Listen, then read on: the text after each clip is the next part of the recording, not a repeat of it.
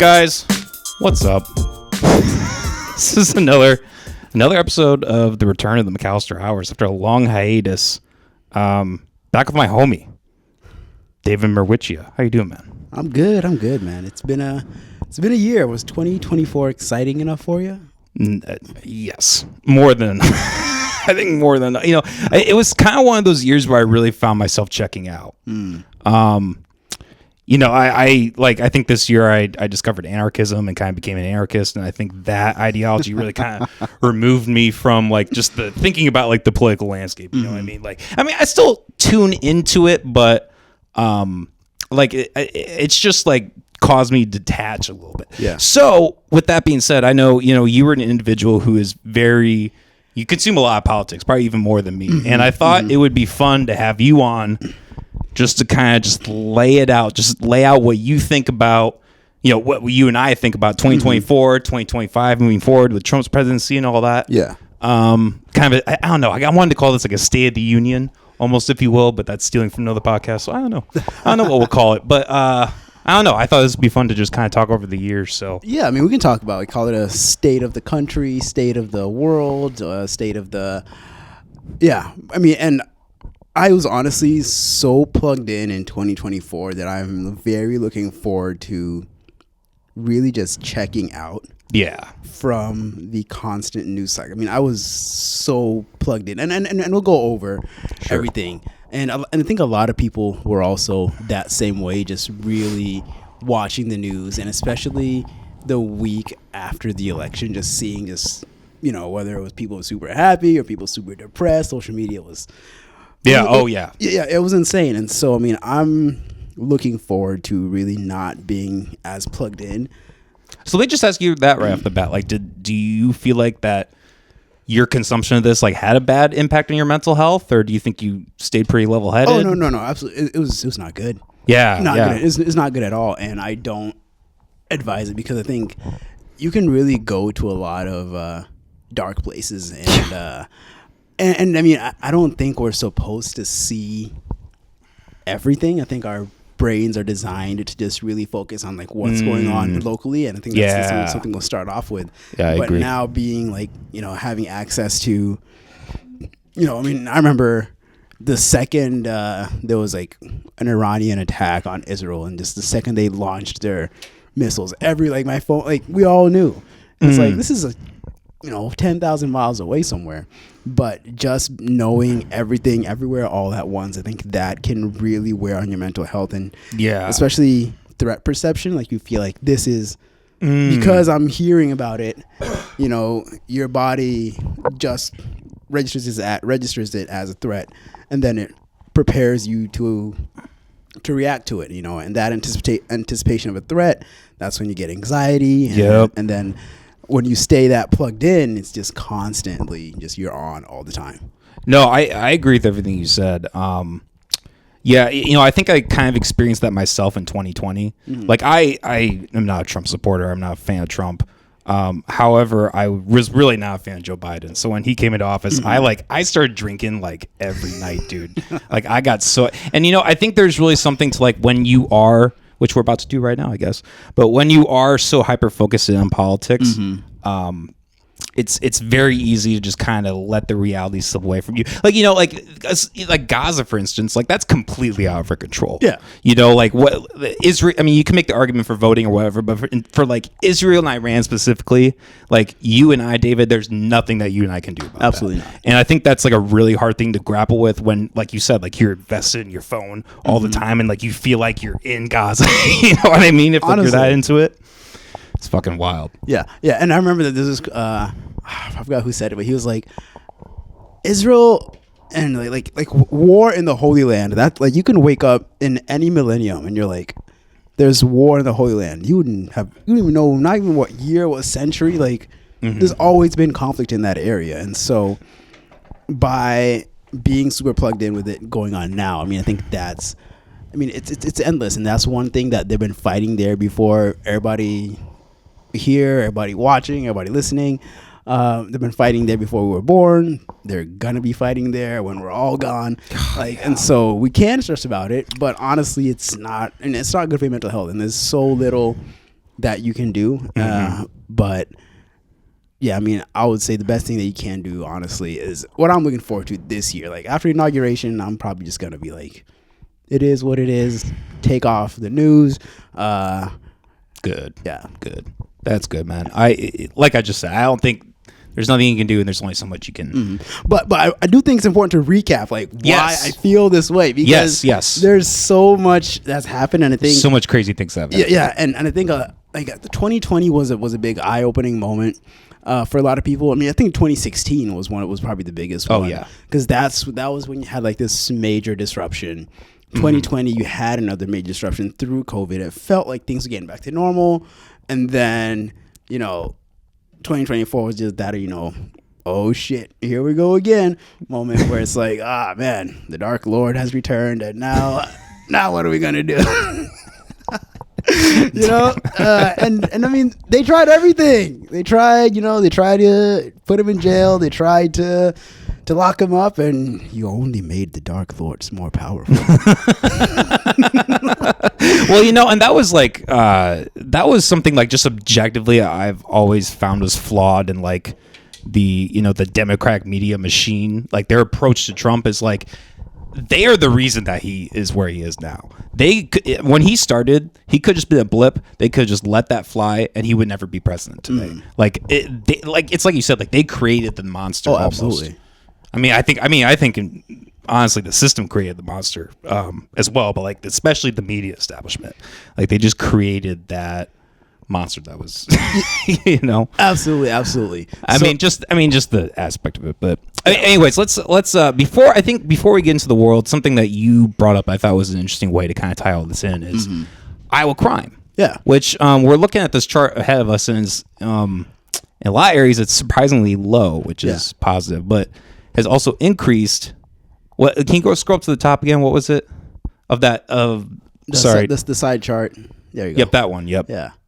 Human trafficking is up by 27.78%, and prostitution is up by 3.45%. Yeah, but so I mean, but everything else is down. So the good news is crime overall across the board is down in the state of Iowa. So let's start with local. Because local, I think, mostly okay. I mean, it's more tangible. Yeah. And so I mean, and I think a lot of this is kind of a reversion to the mean after 2020. I mean, there was no rules for a while. I mean, I remember that summer and the summer after. I mean, it was the Wild West. And so, I mean, seeing all crime essentially come down in the state of Iowa, I think that's a good thing overall. But one thing I'll say is I've become almost I don't want to say paranoid about like information, but I've become very aware of how easy it is to manipulate information. Yes. And so,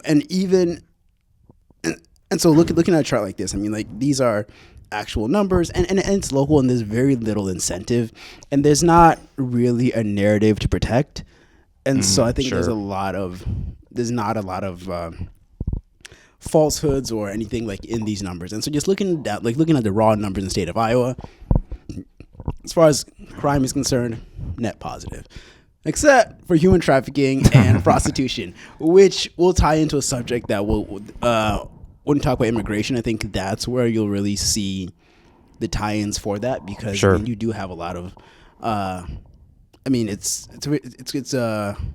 very correlated, as far as when you just have a lot of people coming in and we don't know who they are, and people get lost, and of course there's people to take advantage of them, and therefore you have those numbers going up. And those are also crimes that are really difficult, not just to not just to stop, but also to prosecute once you have the person, because then you have to prosecute that person beyond reasonable doubt. And you need this person, you need the evidence, and you need somebody to actually say, hey, this person did X, Y, and Z. And you need them to cooperate with the state. If they don't, it's really hard to have those kinds of charges. Prostitution might be a little bit easier, but also those two crimes are very, very, very related, almost synonymous. The human trafficking one, I think that one is more so for like the pimps, the person trafficking the people. And unfortunately, a lot of what happens is the people being trafficked, they're charged with prostitution, which make them less likely. I hate that. To collaborate, to cooperate. But overall, I mean, look at that. Polk County, crime is down 13.82%. You know, shout out. So, sorry, I'm curious. What is there a distinction between prostitution and human trafficking? Mm-hmm. What's the distinction? Yeah, so I mean, human trafficking, that would be, so I mean, think of it like, and I hate to put in this analogy, like the drug dealer and like the drugs. So is it voluntary versus involuntary? Is that kind of the point? No. So the so if you're being charged with human trafficking, that's you, the pimp. You are the one like holding these people against their will. Yeah. And then, you know, having them go and perform all these sex acts for money. Sure. The prostitution, that would be the person who's performing the sex acts for money. You know, I see. Yeah. So it's not. So that's kind of almost because like a prostitute could be doing that willingly, but they could also be. And it's and it's illegal. Yeah, and so I mean, if you find a prostitute, just so I mean, if you're a solo prostitute, just out doing whatever you want or online picking up Johns. That could be a prostitution. But if you're, sitting there, you go to the hotel room with 5 girls in there, and you get arrested, you're going to get arrested for human trafficking. I see. Yeah. Okay, interesting. Yeah, well, and that's not really surprising for Iowa because I mean, Iowa's always been the hub of like 80-35. Yep, exactly. But I mean, that's positive. It is a positive that overall it's good to start on a overall crime is down. Look at that. Burglary down, assault down, embezzlement is down. What else we got? Fraud is down. Oh, yeah. See, fraud, that's such a big like white collar crime. I think of you'd have a lot of like remnants from I know after all those stimmy checks got sent out, you had a lot of fraud going on. Counterfeiting is down. Oh yeah, dude. I had a homie who had a friend who like he would take psychedelics all the time, and apparently he kind of did something similar to that. Like he just borrowed too much money from COVID and then didn't pay it back. Mm-hmm. So this guy was like literally just hiding in his house, tripping, just like hiding from the state to come and get him. Like me and my buddy went to Illinois to go shoot this video. We went to his house because we were gonna meet him, and he's just like, he's probably just tripping, locked himself up in his house because he just want the feds to come get him. Jeez, it was funny as shit. But tying into this, kind of the human trafficking thing, and I've talked about this a lot on the podcast, and I'm kind of curious what your thoughts are. A lot of people give me flack for this, kind of having this this outlook on it, but I think Cat Williams said it the best at the beginning of the year, that this is the year of truth. Mm-hmm. Let's just, Pedro, if you don't mind pulling up the Word document and just scroll to the top there. These are all, I mean, as far as I know, or as far as I can recollect, if you guys know any more, let me know. But these are all the people that I know that have been revealed this last year. Mm-hmm. Epstein, which we already knew, but his client list was revealed. Not his client list, his, what was it, the flight logs were revealed, which who knows if those are legitimate or not, but that's at least. Revealed or have been accused. Sure. People who have allegations that's fair against them. We're not saying that these people are guilty, but someone has, we should have you on every episode. You're like the legal. You gotta give disclaimers, otherwise people, it only takes one person and then people pile on. Yeah. We don't usually worry about that here, so it's good. Protect yourself at all times. Okay, but Epstein, Stephen Hawking, Michael Jackson, Leonardo DiCaprio, P. Diddy, Jay-Z, Usher, Drake, Dan Schneider, Cody Ko, the Mr. Beast team member that I am now aware of, the trans guy, but like that whole team is kind of complicit in that, so that's really disturbing. And many, many more that are in question. So yes, I mean, obviously it's sad that these things happen, but I think the fact that we live in an age where people are comfortable coming forward and are comfortable revealing this information. I mean, the Diddy shit, like that whole conspiracy, like nobody would have even thought it was that big 4 years ago. Yeah. And now we're looking at like, oh my God, this guy might have been worse than Epstein in a way. It's really it's just crazy. I don't know. What are your thoughts on that? Well, so I think one of the biggest things that's happening right now is it's so much harder to hide. Yes. And the more that you see that this stuff goes on, the more, I mean, and there's so much hidden that we have no idea what goes on. And a lot of this is think it really boils down to the power to control the narrative and the power that you hold over other people. And so P. Diddy was a very, very powerful individual. Highly educated. I mean, this guy was smart because, I mean, he was educated? Yeah. Why don't you look that up? I'm curious what his credentials are. He went to Howard. And Diddy, like, he's not this, from the streets, thug life dude. Really? But I mean, but he was very plugged in to a lot of people where he met them at Howard, and so he gained a lot of his power. He went to school, Howard University, and at Mount Howard, St. Michael Academy. And Howard is in it's in Atlanta. I mean, that's big hub for hip hop. But then what he did is he understood the hip hop side as that was becoming a more popular genre of music. And he understood the business side of it. And so how do I sign somebody to my record, start my own records, and then how do I package this product to where it can be delivered to the most people? And so he really positioned himself as a gatekeeper. And so, if you, which I mean, and those things like initially aren't bad, right? No. But like just the fact that he used that power to then do the things he did, I think that's the nefarious part. Yeah. And I mean, like, absolute power corrupts absolutely. And so once he was the guy in hip hop, and that's why it was so smooth for him to transition from being, P. Diddy to just Diddy to Combs, and you see him signing with these signing all these new artists, signing with was it Ciroc vodka, and so like and he was, and when I say he was a gatekeeper, I mean he was essentially the middleman between all the money that was coming into hip hop and all the rappers. And so if you want to get to that point where you're making a lot of money as a rapper but you don't know business, talk to Diddy. And so once he's that guy, he has the power to make or break your career, and he has you locked in a contract that you probably don't even understand. And so the 360s. And so if you're Mr. Young whatever, and you bang after bang after banger, it's like, oh yeah, that was great music, I own it now. It's like, wait, what? Yeah, all your masters are mine.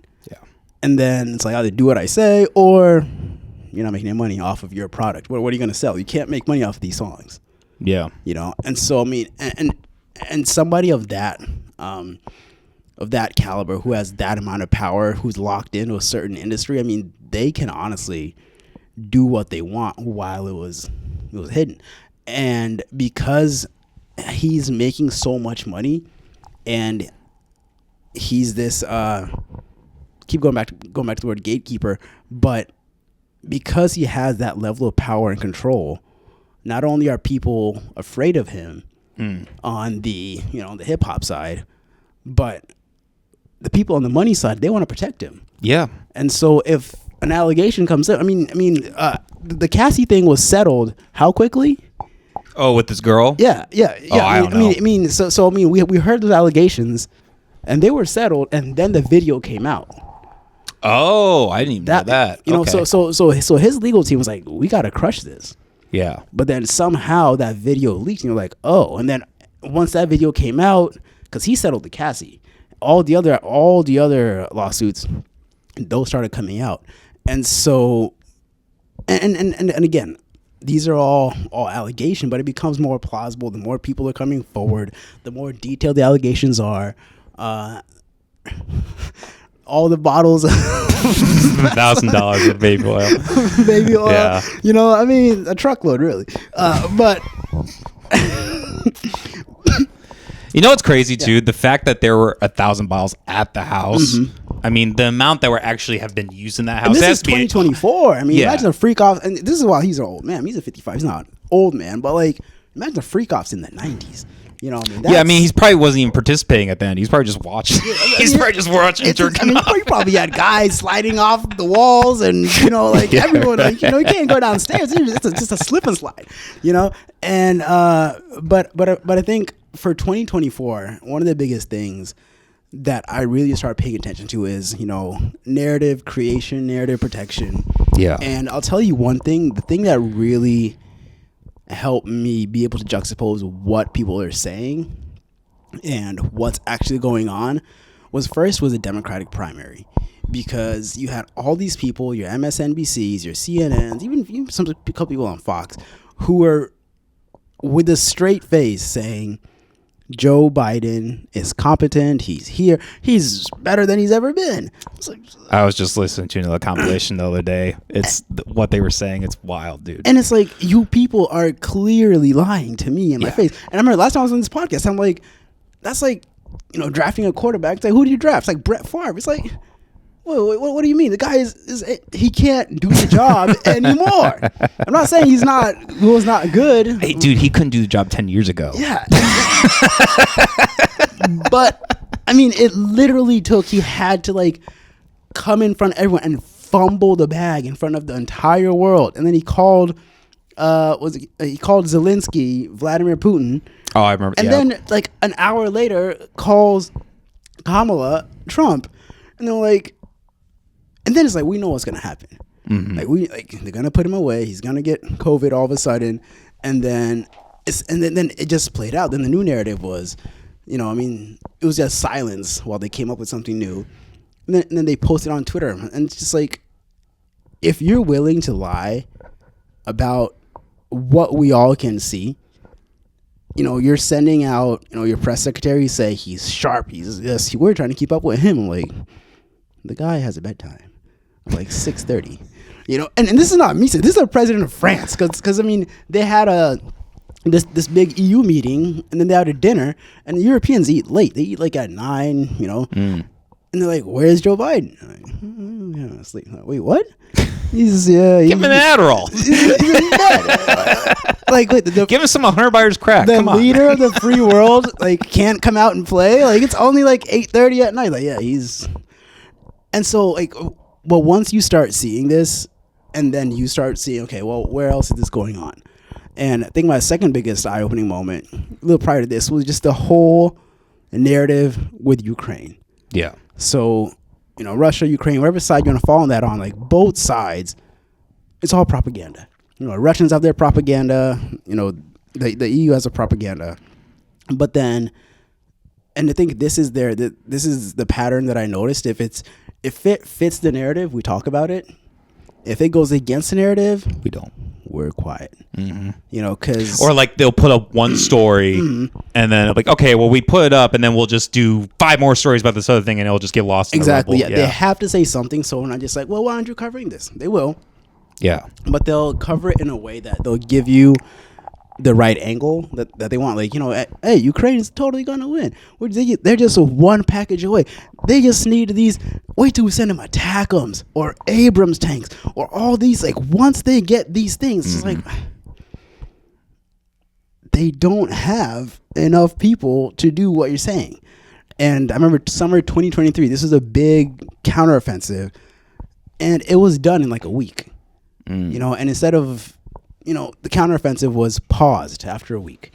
Which, and again, when you're planning something big, don't announce it to the world. Just do it. But they literally shot trailers for this thing. And so they planned it. It goes horribly. And then they're like, we're going to focus on this one area of the map and only report. We have captured 50 square miles. I'm like, okay, cool. 50 square kilometers.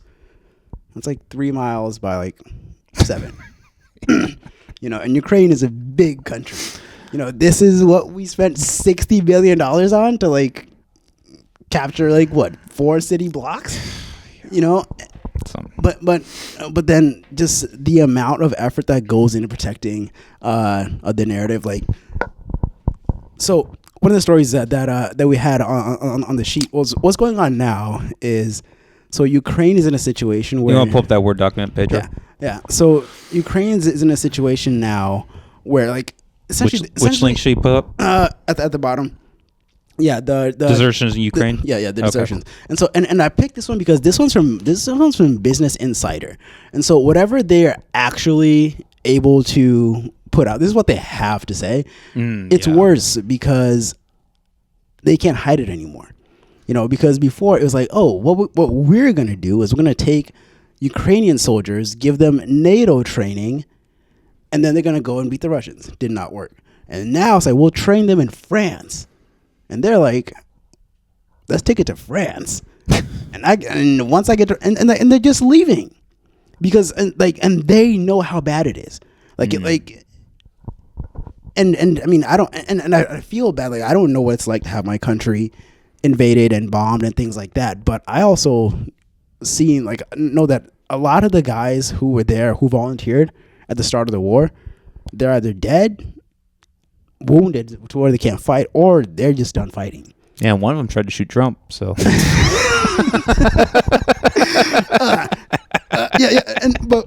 I think like the biggest takeaway from this is like, whatever they're saying, it's so much worse than what it actually is. Yeah. Because they can't, like you had a brigade. A brigade is like 2,000 soldiers, and they lost almost 1,700 out of a. So I mean, that's 85% of you guys are gone that you're training, and each soldier just to outfit and train probably costs like $100K. Well, they're probably just picking up the check, right? Yeah, they're going in, signing up, and then take the check and they leave. Yeah, because like, hey, do you want to? You can go AWOL in France, and then and France is part of like the Schengen area, which means like it's like the part of the EU where it's like traveling from here to Minnesota. Like, there's no border checks; you can just go wherever you want. Mm-hmm. And so you get lost in Paris, you can end up, we're not gonna, you might be in Italy. You could be in Portugal. We don't know. It's true. And you ask the person, like, hey, should you be in Ukraine? Finn's like, I don't want to die. We're running out of guys. We're running out of troops. Running out of equipment. They're running out of morale. And again, like, the one thing that makes me the most upset about this war is there's so much money being made. Yes. But Russia and Ukraine, like, it's in Ukrainian law that you cannot talk about peace with Russia. Oh, really? Yeah. Huh. So you can't even negotiate. And so you end up having, at first it was, most of the older guys, so like most of these soldiers like in their 50s, 45, 35. The draft age was lowered down to 30, but lowered down to 27, lowered down to 24. And now they're talking about sending 18-year-olds.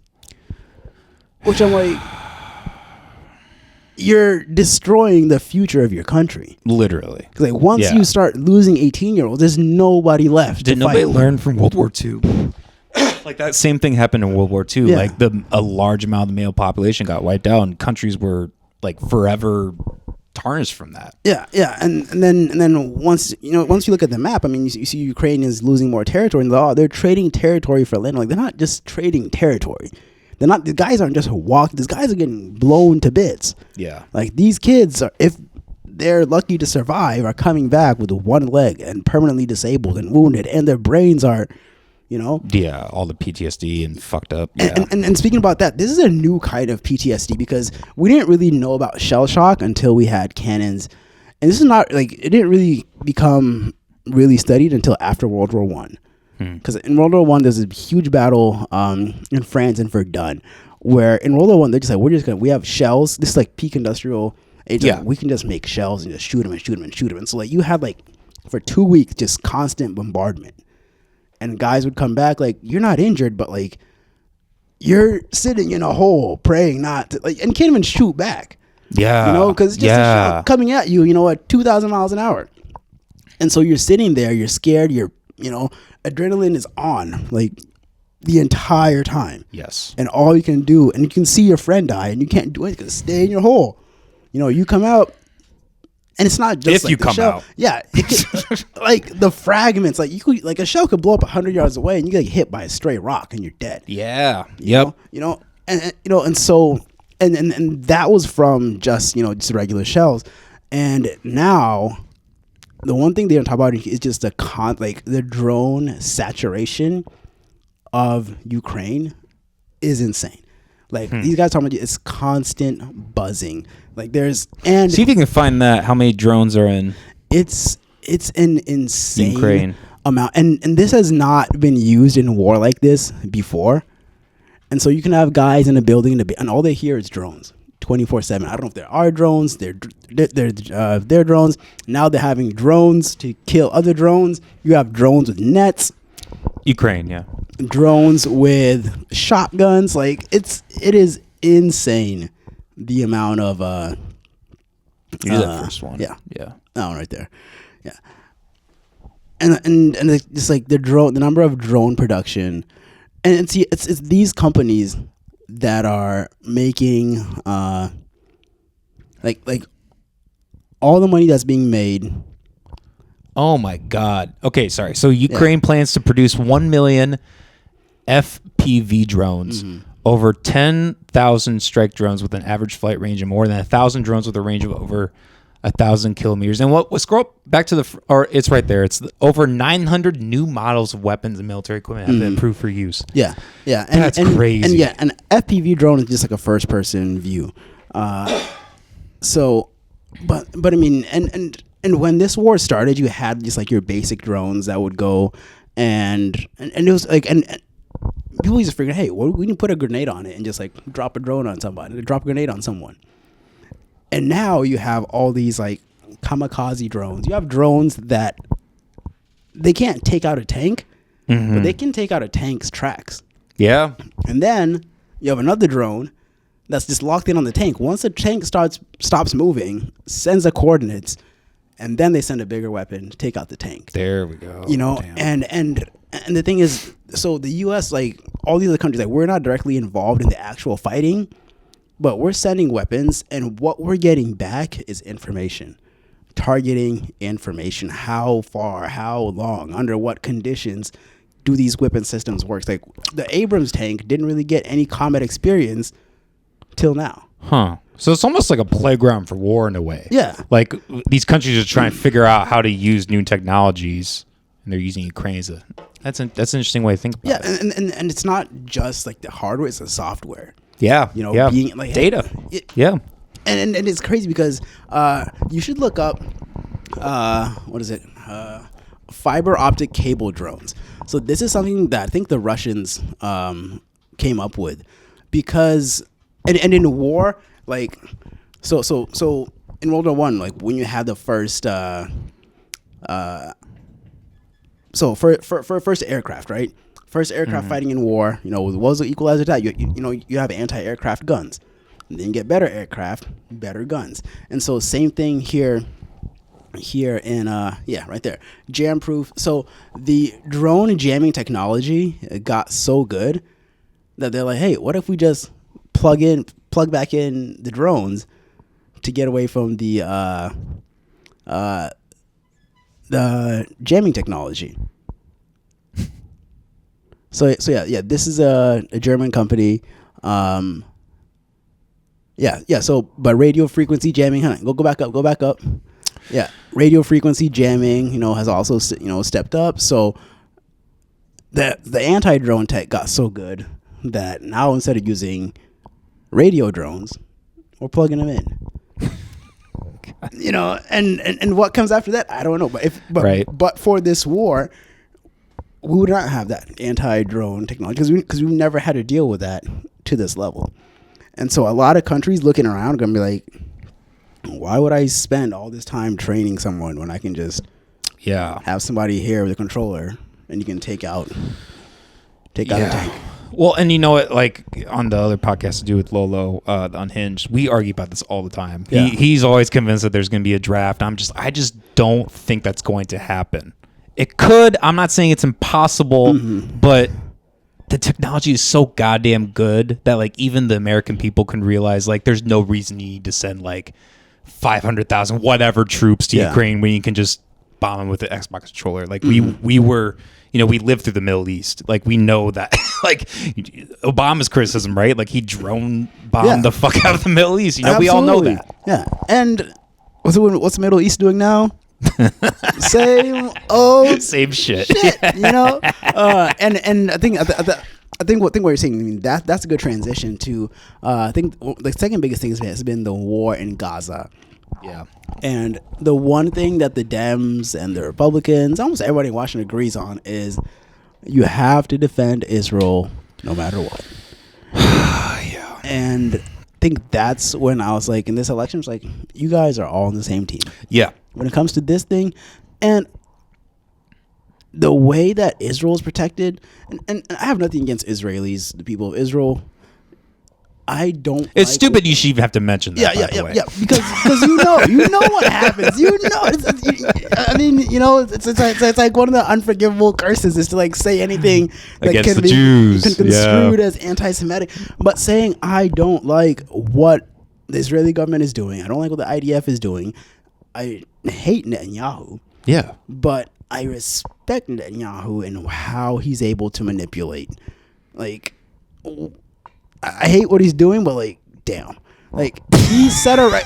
I mean, can you like who else in the world speaks to Congress and everyone claps? Yeah. Not even our own president. Not even our own. We don't even clap for our own people.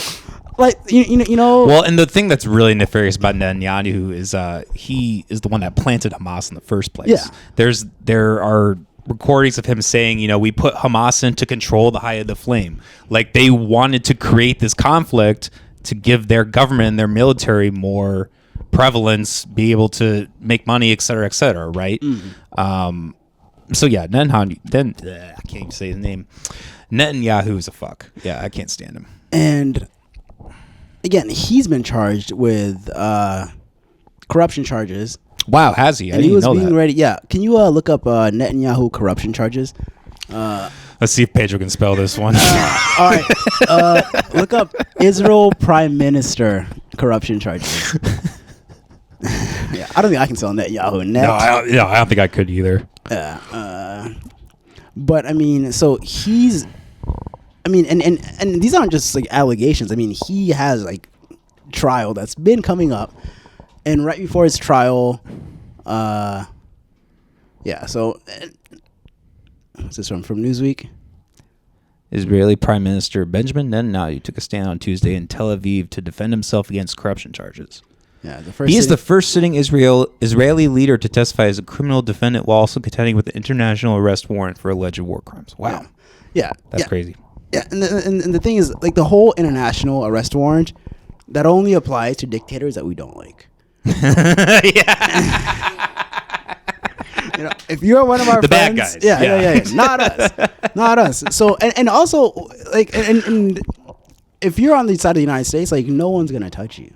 Yeah, because then, because anytime there's any kind of and like the whole United Nations is a freaking joke.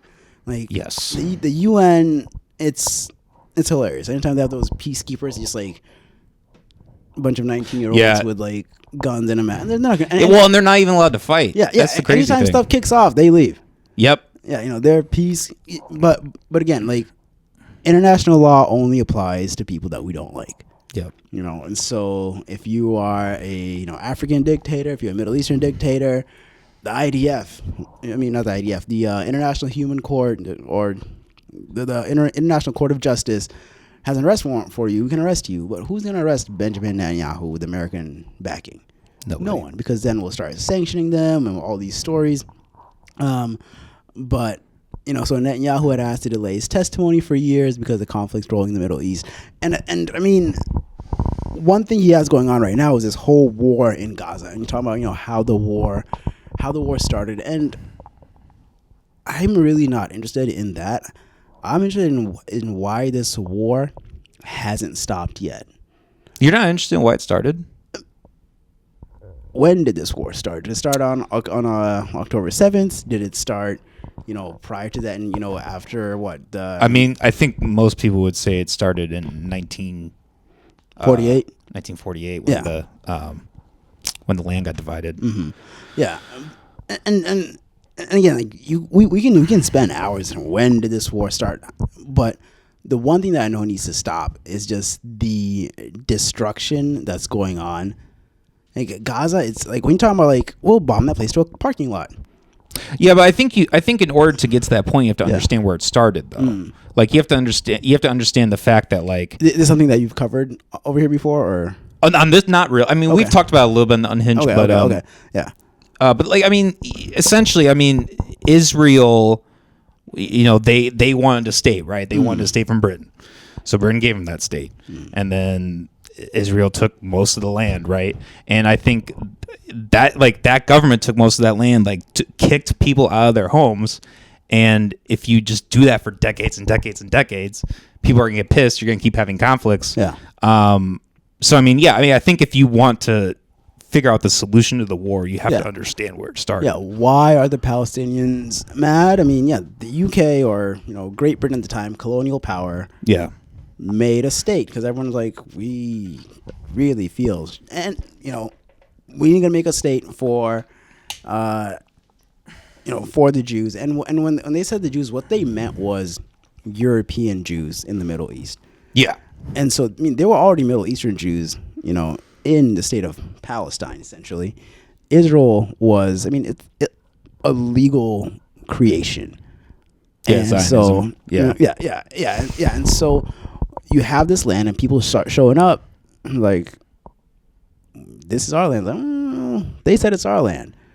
And eventually, you had your first war. Israel won. A lot of backing from all the other states because they're not going to let Israel lose again after World War II and how they felt about the Jewish people, which I can understand and respect that. But also with Zionism, this ideology that this land belongs to the Jewish people and they should be able to control it completely. And I think what you see going on in Gaza, that's a reflection of Zionism because Netanyahu, he, as much as we can, not like him, he's not the craziest person in the equation.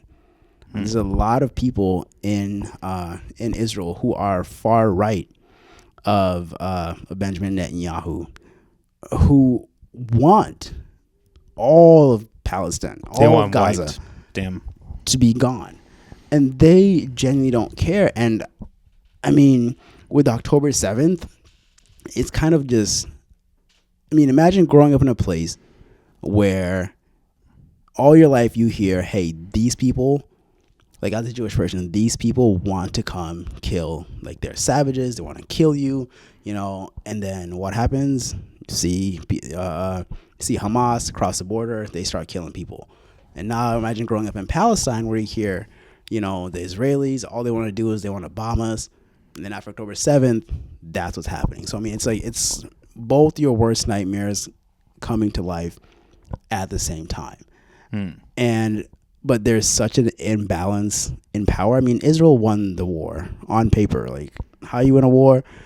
Before it even started, like, there's no way Hamas is going to go and defeat the Israeli military. That wasn't what they did, which is why they took hostages, because they wanted to have a conversation about why we did this, and Israel just bombed the hell out of it. They just said, we're not going to talk, and we're not going to stop until Hamas is not an organization anymore. Yeah. All their leaders are gone. There's no, there's dudes with AKs in Gaza, but there's no organization. Same thing with Hezbollah in Lebanon. And the one thing about Netanyahu is he's really good at using U.S. power to get rid of his enemies. Oh yeah, he did not like Gaddafi. He did not. He did not like what's the name? Saddam. He did not like Assad, and he's essentially just going through a checklist of people, leaders in the Middle East that were very anti-Israel, and they're all gone.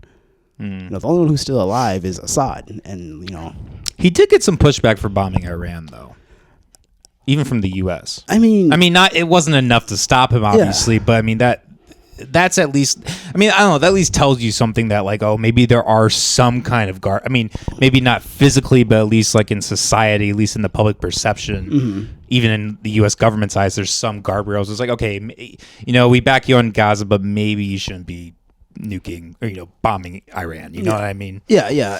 And I hear what you're saying, but I also think I pay attention to what you're doing, and you're saying, hey, you really shouldn't do that. But sure, here also the 1,000 missiles that you ordered. And I think Joe Biden pushed back like actually once when he delayed a shipment of 2,000-pound bombs. And again, you're dropping 2,000-pound bombs. Like, Gaza is not a big place. The drive, you can drive. Gaza is like from here to Ames. That's it. Yeah, and And so stopping that shipment doesn't threaten the safety of the people of Israel. I mean, that just means today less Gazan people are going to die. And seeing those videos, I think the one thing that you'll see, and it's gotten so much better, which I think is a negative, is the ability to wipe something off the internet once it's posted. And we saw a lot of this with COVID, where you have the big social media sites just shut something down. But with the war in Ukraine, with the war in Gaza, you have and everyone has a smartphone. And all these like the videos that we see on the news, that's nothing compared to what's actually going on the ground. But anywhere like YouTube is so censored now. Oh my God. Like it's ridiculous. Well, I mean, I think they're a little better now than they were in 2020. As someone who post content and such, because like my videos back then, I mean, not even like we wouldn't even be talking about COVID, and we would like mention one thing in passing, and the whole video, the entire episode would get taken down. I mean, now I could go on and say COVID was a hoax, and I had microchip in my arm, whatever, and like nothing would happen to this podcast. Don't they still stick on that? They do still stick on the information thing, which means they can if they want to. Oh, definitely, definitely. Right? And I mean, I think that's even just a demonstration of their ability. Like, hey, like the tech has gotten so much better; they can pick and choose. What they edit, what they take down. I mean, even on Reddit was a wild west for like the first 2 weeks of the Russia-Ukraine war, and then everything pro-Russian got taken down. Oh yeah, that's not surprising. I mean, totally got sanitized. And so when we sit here and we criticize, like, oh, China is such a police state. I mean, everything on there is monitored. But like, we do it too. Oh yeah, everybody does it. And that technology and the ability to do that has gotten so much better. Like, I don't think that we realize what censorship regime. And I think what's made it even more nefarious is the fact that their ability to do it has gotten better, and they're doing it subtly. Because taking down someone's episode, that throws a lot of flags. We'll just demonetize this person. We'll just add this on here, and we'll make sure that, we can. Was it that they used to do? What's the term when like you can't search somebody's name or anything like that, or shadow ban? There we go. Shadow ban. Yeah. Shadow banning was very like you could. I got shadow banned. Yeah. But and so there's sneakier ways to do it that are not as explicit, but can be just as powerful in killing a narrative, killing a message. And I think with this whole election, I mean, I think the fact that they just couldn't shut things down explicitly, that might have really woken them up to like, we need to find a way how to do this without having such a big reaction. Yeah, I do hear what you're saying. I do, and like I agree. I agree with a lot of what you're saying. You can push back on anything I'm saying. I'm just a guy talking to the microphone. Yeah, no, you're good. I do agree with a lot of what you're saying. However, I do think the positive underlying in what we're all talking about is I do think the public's waking up. Yeah, I think the last election cycle is, I mean, for better or worse, however you like that income or that outcome. Yeah, I definitely think it told something about the America's perception. Yeah. I thought of a good example where you were earlier when you were talking about kind of the government discussion about Ukraine and how they, distract things. I remember back when Roe v. Wade, when they first announced like it was going to get overturned, that was announced, and I don't know how I feel like agree with this, but like that same day that was announced, Pfizer put out their numbers for the first quarterly numbers for their COVID stuff, and it revealed a lot of young and infant deaths. And that was like it was kind of that example, right? Like they put that one article up, not very many people saw it, and then they put Roe v. Wade, and that was what pissed everybody off. Buried the story. Fuck Pfizer. Yeah, they want to take away our right to abortion. Yeah. Honestly, and by that time, like, I mean, it was kind of getting to, to become old news. But yeah, I mean, I think that's one thing. I mean, it's and it kind of goes back to like what narrative do we want? Do we want to talk about Pfizer? Because we have to, like, the report has to come out. Yeah. But it doesn't have to come out today. Mm-hmm. When can we put this out? And if it just so happens that we release this report, there is a delay. We still need to wait to get the numbers from Gary. It's all arbitrary. All you need is someone in a higher position to just say, checking the numbers. I'm checking the numbers. Oh yeah, okay, post it. Yeah. And then it's buried. Yeah. And we don't have to keep it on our website forever. We can archive it. Yep. Same thing with remember the whole Bin Laden letter thing on TikTok. So Osama bin Laden, he wrote this letter back in Can you pull this up? 2001. Yeah. Oh, good luck finding it. No, because it was easy to find. I think it was on the Guardian's website. It was it was on the Guardian's website for like 20 years. And then it got on TikTok. People were reading it. And what he's saying is, because the narrative was, now I do kind of remember. Refresh me, but I do kind of remember this now. But the whole thing, Osama bin Laden hates us for our freedom. Because our people wear bikinis and things like that. Okay. Yeah. And so you'd have people on TikTok actually reading it. And hit view image to the side there. Yeah, there you go. And then just see if you can zoom in on it. Control plus maybe. Or even just right click, save as, save image as, and then go to my downloads folder. Yeah. But essentially what the letter was saying is like, there we go. Because again, save it and then blow it up when you open it. Yeah. Sorry, what? Yeah. No. So then the whole narrative was like, they hate us for our freedom, blah, blah. And he's like, and in the letter, he essentially says,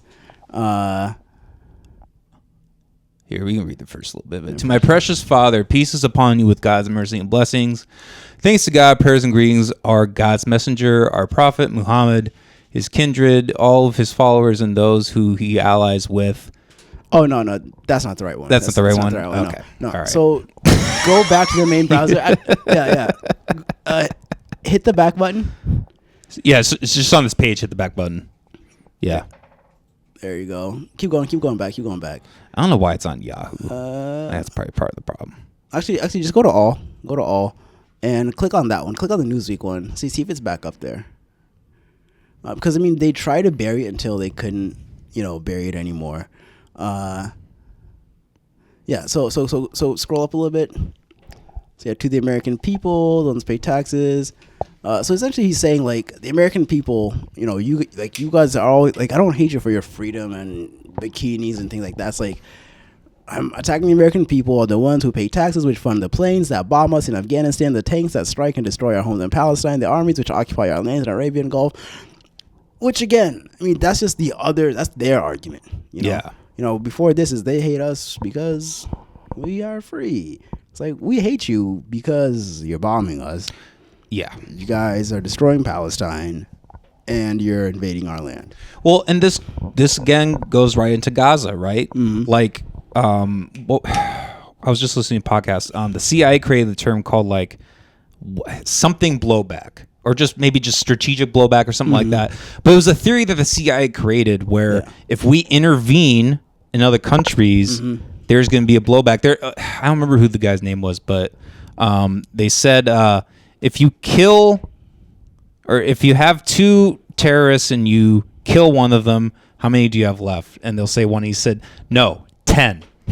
Because you killed that one guy and all of his nieces, his nephews, his brothers, his sisters, his cousins, sons. Yeah. Oh, they are all joining the fucking ranks to go fight the people who fucking killed him. Because what else am I going to do? Yep. Like, what else is there to do in Afghanistan during the war except for fighting the war against the occupiers? Which I'm not just, pro, Hamas or pro, but like, it's a natural reaction to resist the occupiers. And it's okay if the Ukrainians do it. But if the people in Gaza do it, if the people in Lebanon do it, if the people in Afghanistan or Iraq, if they do it, at what point do you have to push somebody to where they're willing to blow themselves up just to do damage to hopefully get you out of their country? And so this letter put a lot of things in perspective, and like, they tried to shut it down like instantly. It was very hard to find. I think there's so many screenshots of it online, like it's they can't do anything about it. Yeah, but it's also old news, so it's like, all right, we release it, we don't care. Kind of like what you're saying, like we can put it back up once the fire dies down, and then we're not doing censorship. It's right there. Once people have stopped. Hey, you want to flick that switch on and put it back up? Exactly. We got people asking questions. But a couple more topics I want to touch on. Let's go back to the sure. to the Word doc. And so and so I think just like the last thing I'll talk about is the fall of Syria, and this has been like one of the funniest things. This is 2004 all over again. This is, and this happened while stuff was heating up in Ukraine, and so Russia started making a lot of gains in Ukraine, and so I think everyone in the U.S. Army military knows that Ukraine is going to lose this war without a doubt right now, and so, but we also need a narrative win. And so essentially what we did is and Syria, I mean, Syria is a country, but it's not like our country's, where it's controlled. The federal government is everywhere. DC can project power in Utah, in New York, Texas. They can do whatever they want.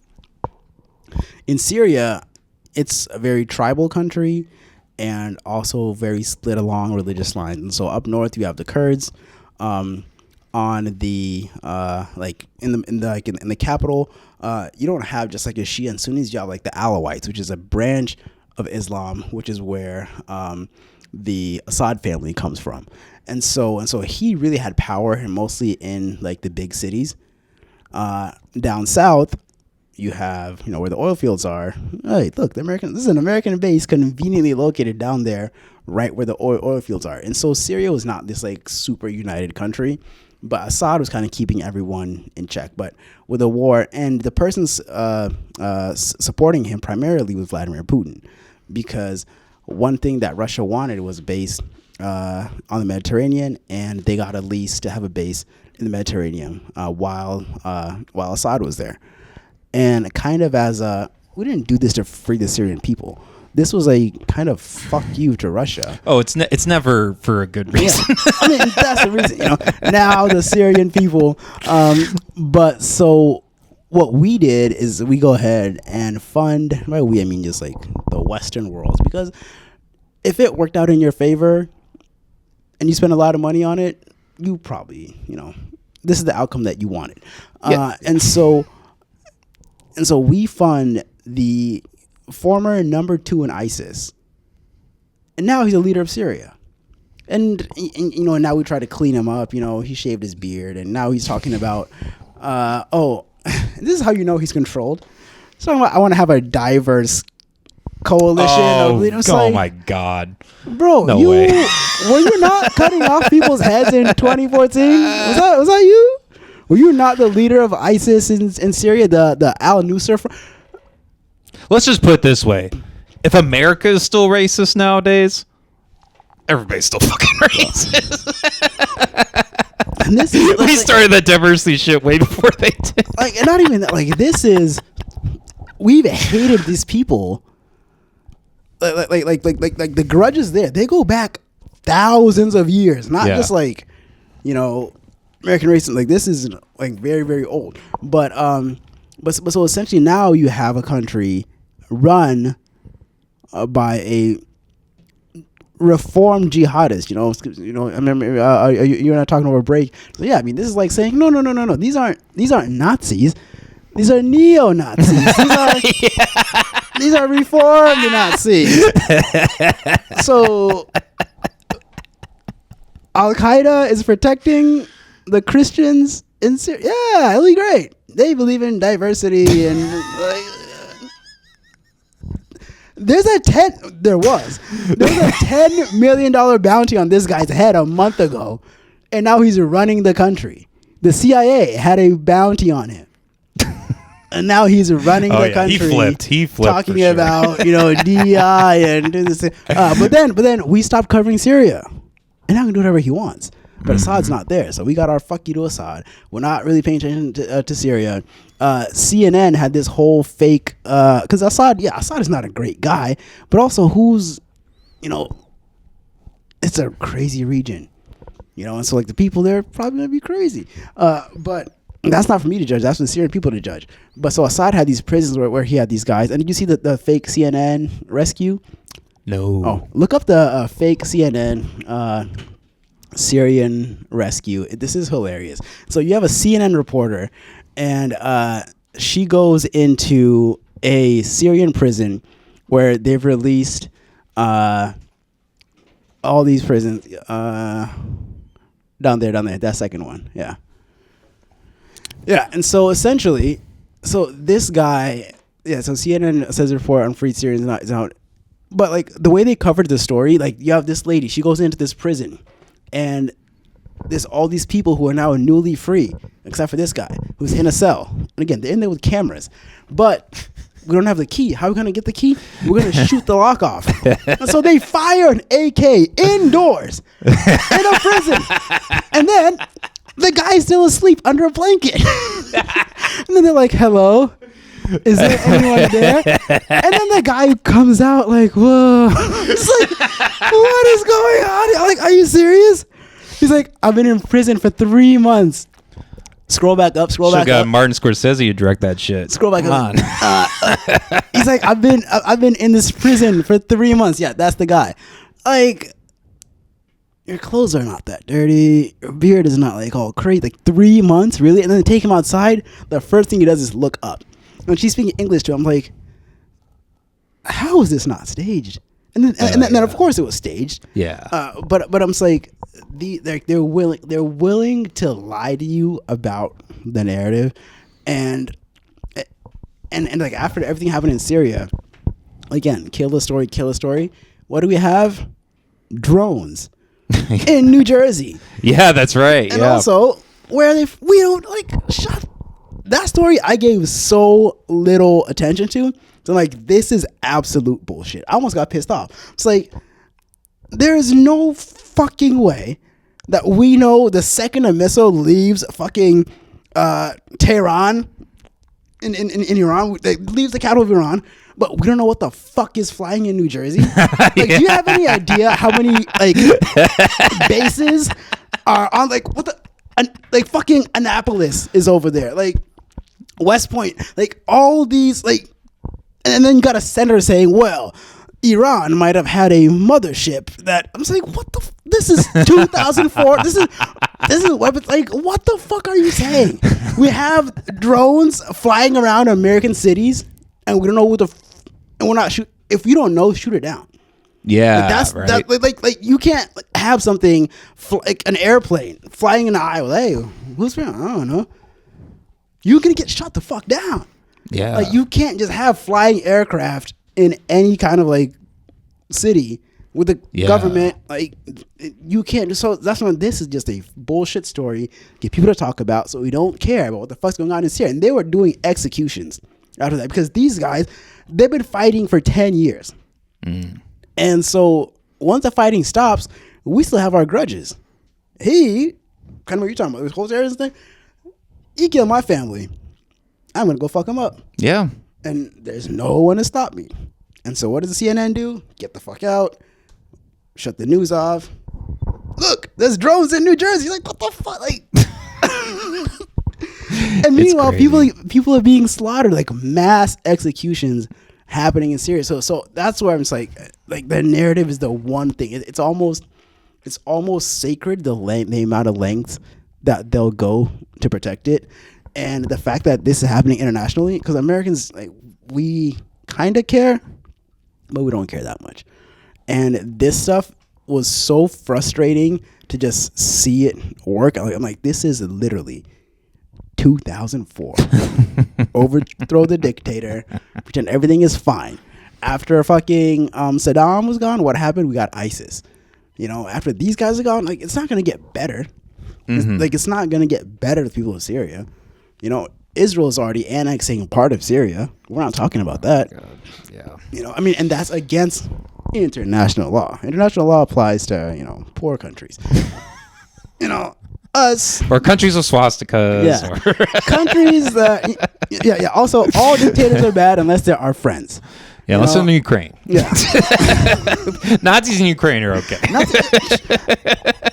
See when they had troubled past, David. Gosh, they had a troubled past. You have to understand, David. They gave a standing ovation to the Nazi. You see this in Canada? No, Did you not see this? No. Pull that up, please. Oh my God. Look up Canada standing ovation for like Ukraine Nazi. Like, and this guy, like, he was an actual, like, not like a dude who believes in, like, this dude was a Nazi. Or what do they say? He fought against the Russians. Yeah. Oh, look at that. Nazi linked veteran received ovation. Like, yeah. And so they're all clapping for him. Keep going. Okay. Go back up a little bit. Yeah.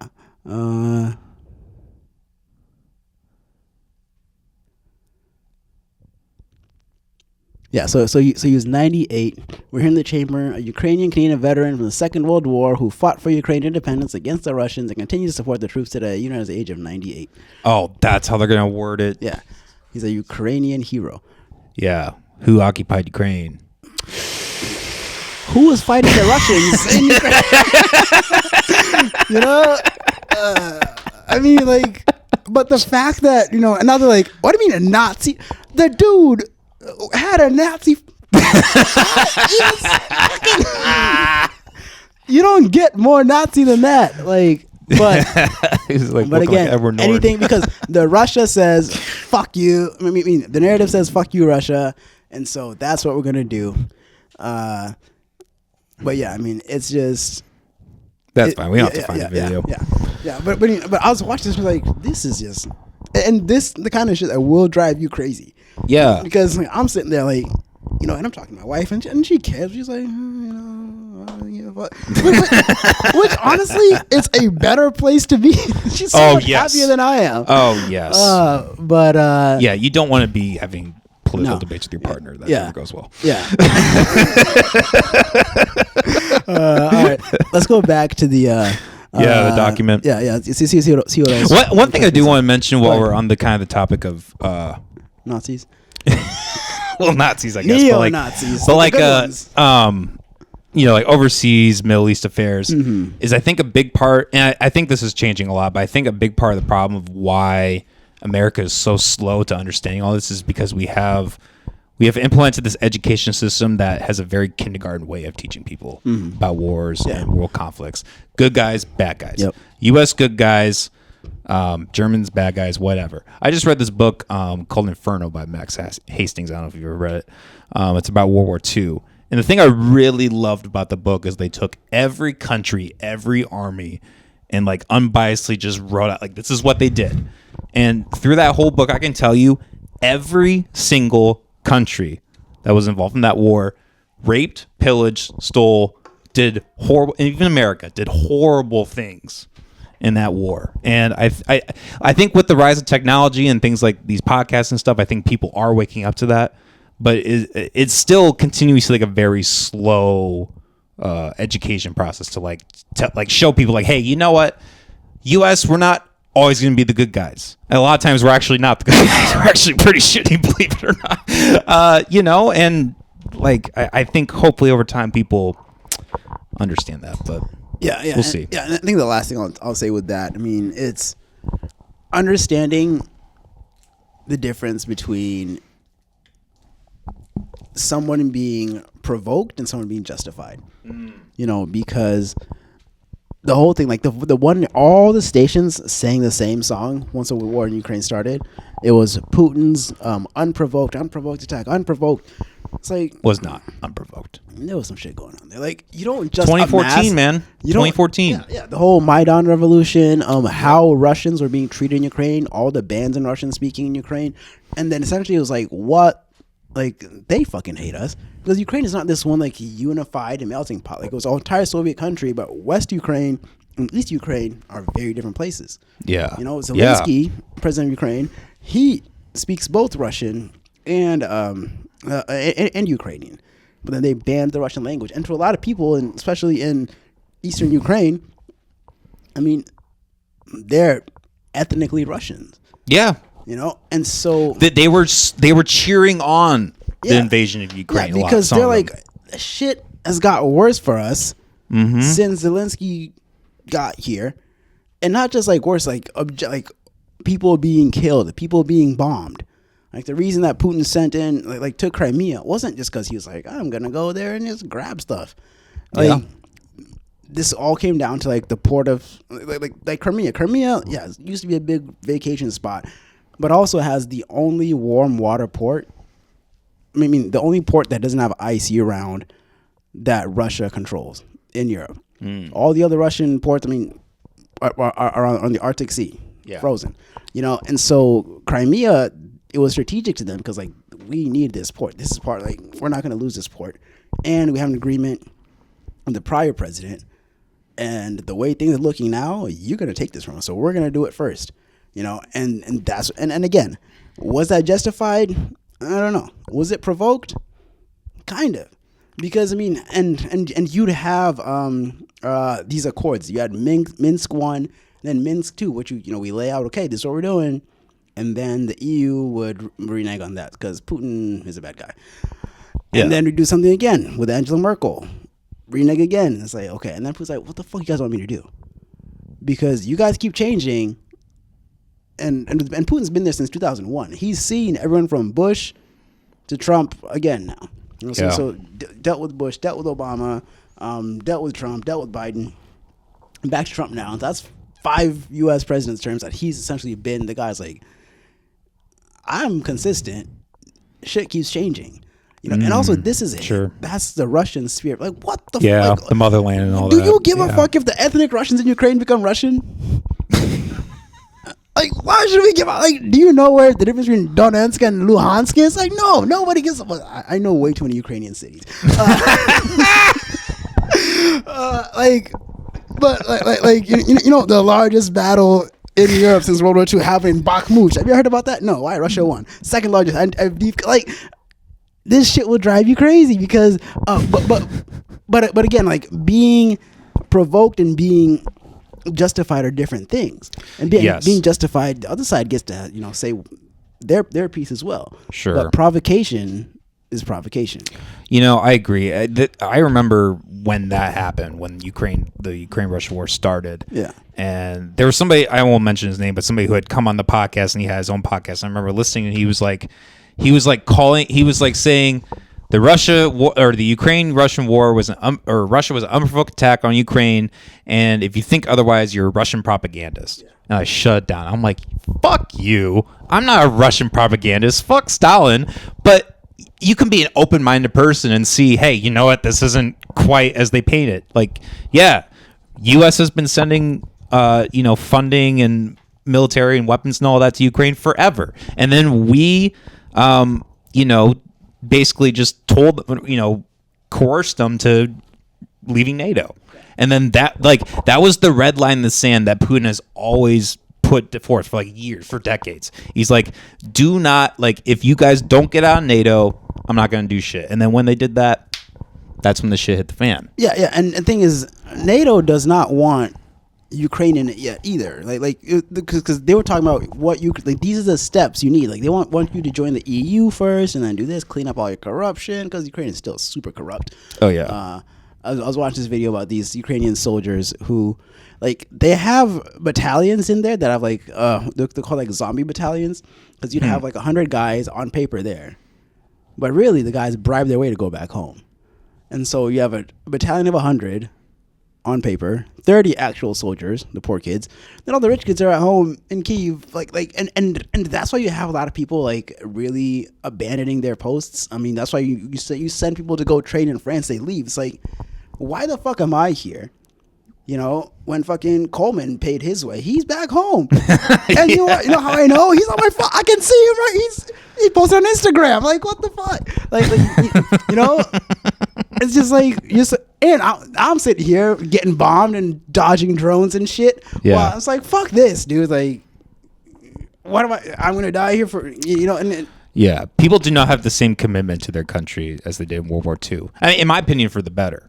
But like, I think it's just there isn't that like blindness of like I'm going to go fight for America because that's what I do and that's what they tell me. People have a phone now. Yeah. They can make nuanced decisions. Be like, hey, is this really like? Catch-22 has been written since then. Yeah. I mean, you can talk about is this worth fighting for, but also like, what the fuck are we fighting for? Yes. And is that being reflected by everyone? Is everyone as national? Because stuff in Kyiv and stuff in fucking Donetsk, two totally different region. I mean, and these are almost two totally different people. Like Europeans, all y'all are white, but then you have different kinds of white people. You have your Slavs, you have your Nordic people, you have your whatever the fuck people in Portugal are. The Jews. Your words, not mine. What are we now? We're ISIS supporters / pro-Russian anti-Semites or whatever. ISIS has diversity initiatives, David.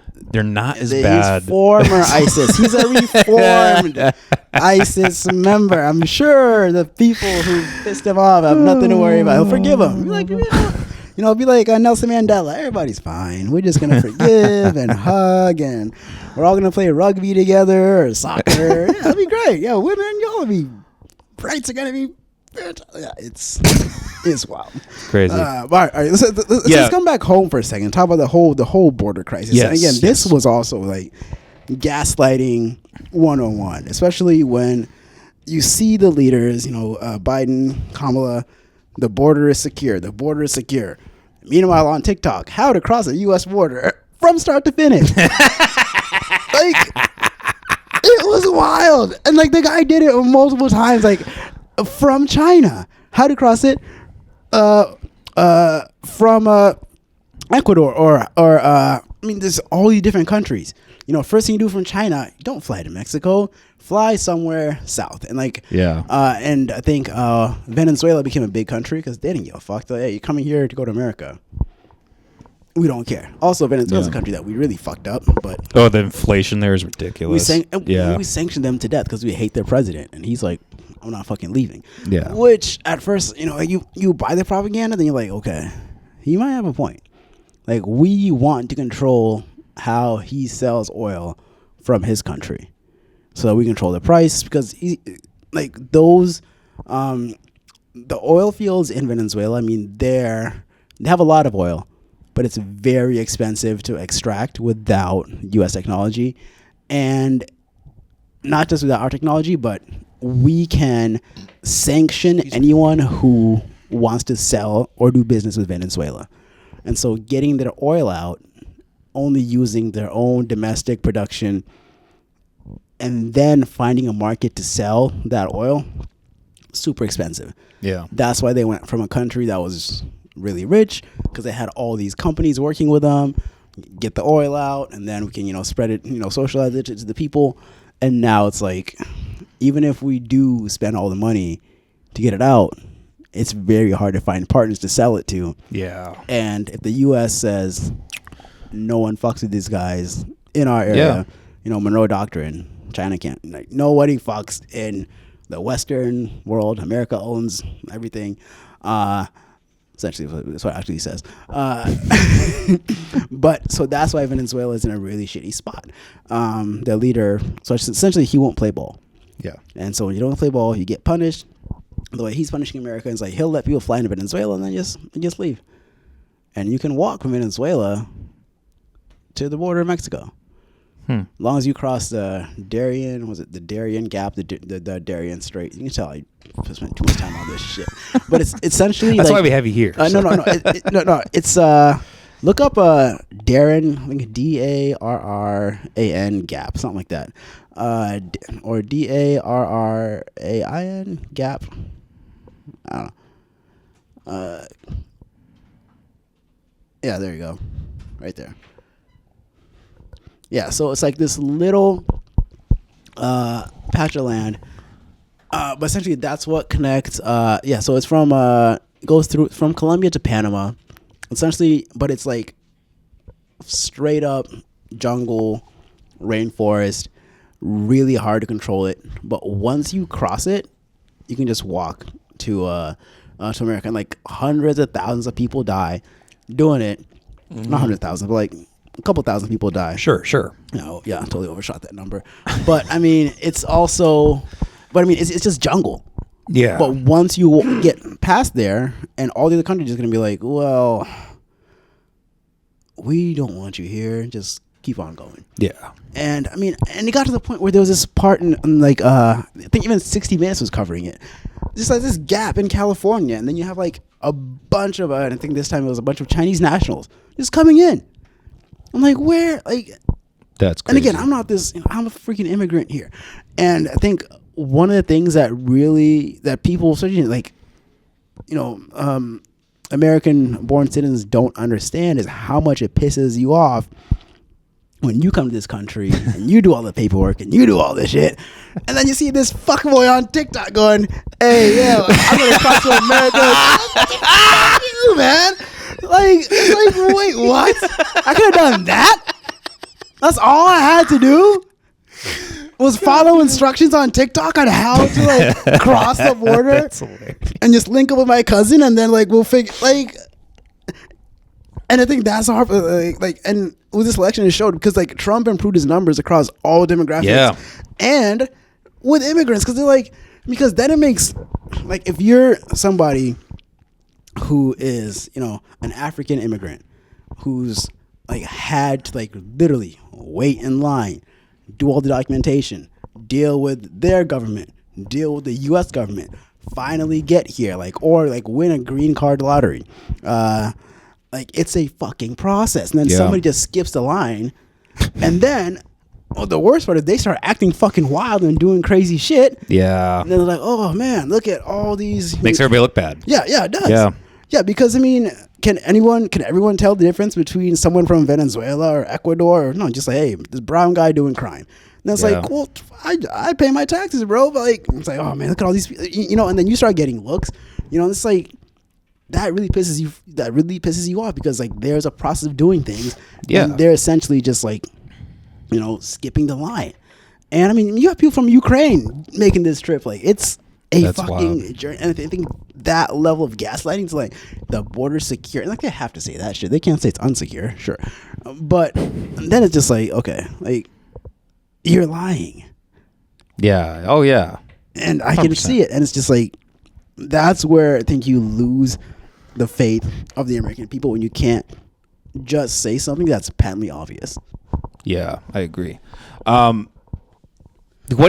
I guess let me ask you this: what, in terms of like how the Biden administration has handled the border over the last 4 years, and compared to how you think Trump is planning on approaching this? I guess what are your thoughts on both of those? Like how that has been done, and what do you think about this outlook of the really hardening the deportation efforts, and he's probably going to try to build the wall, keep building the wall. Mm-hmm. Like, I don't know, what are your thoughts on that? Yeah, well, I mean, I think a lot of the negative energy that's come towards the border, that's all been under the Biden administration. That's been like with essentially like, it's not really an open border, but when you have them, like the fucking TikTok, that's when I lost my shit. But I mean, I think, and that builds a lot of resentment to the point where people just want like, to use blunt instruments, such as deport everyone, which I think would be disastrous. I agree. Are they some people who need to be deported? Abso-fucking-lutely. Because, I mean, you can say, well, I mean, what was it when they were talking about like Venezuelan gangs taking over this apartment building? Like, it's only one apartment. Like, I fucking live there, dude. Like, and now I can't go because like this dude is just here taking over shit. Like, but as far as approaching that from an administration level, I mean, I think you have to be very careful because people's patience for that is not as. People don't have as much patience for that until, or people will be okay with that until you start seeing like families, or you have like split families. Like, hey, our kid's a U.S. citizen, or our only crime is being here. Then it's like, and we're working, maybe illegally, but we're contributing to the economy, we're good people, and you want to send us back. And so, especially, like, you're gonna have people who do deserve to be deported, sure, but then you have to be really careful, because the appetite for that probably won't last as long, especially once you start seeing, vulnerable people, or people who, people like sympathetic figures, women, kids. Once you start seeing that, then people are like, "Oh, slow down, like, Sure, chill out," And with that, on the Democrats, they're gonna really play up that emotional narrative. Yeah. And the Republicans gonna be like, "Well, we're just taking about Hector and all his terrorist friends, or whatever." Yeah, the deplorables. Mm-hmm. Yeah. I'm not really a fan of the mass deportation stuff. Yeah, I think it's I think Trump is going to have a very hard time keeping up the promise of bringing back a strong economy and pushing the border stuff as hard as he seems to push it. Because what people don't understand, that shit is so fucking expensive.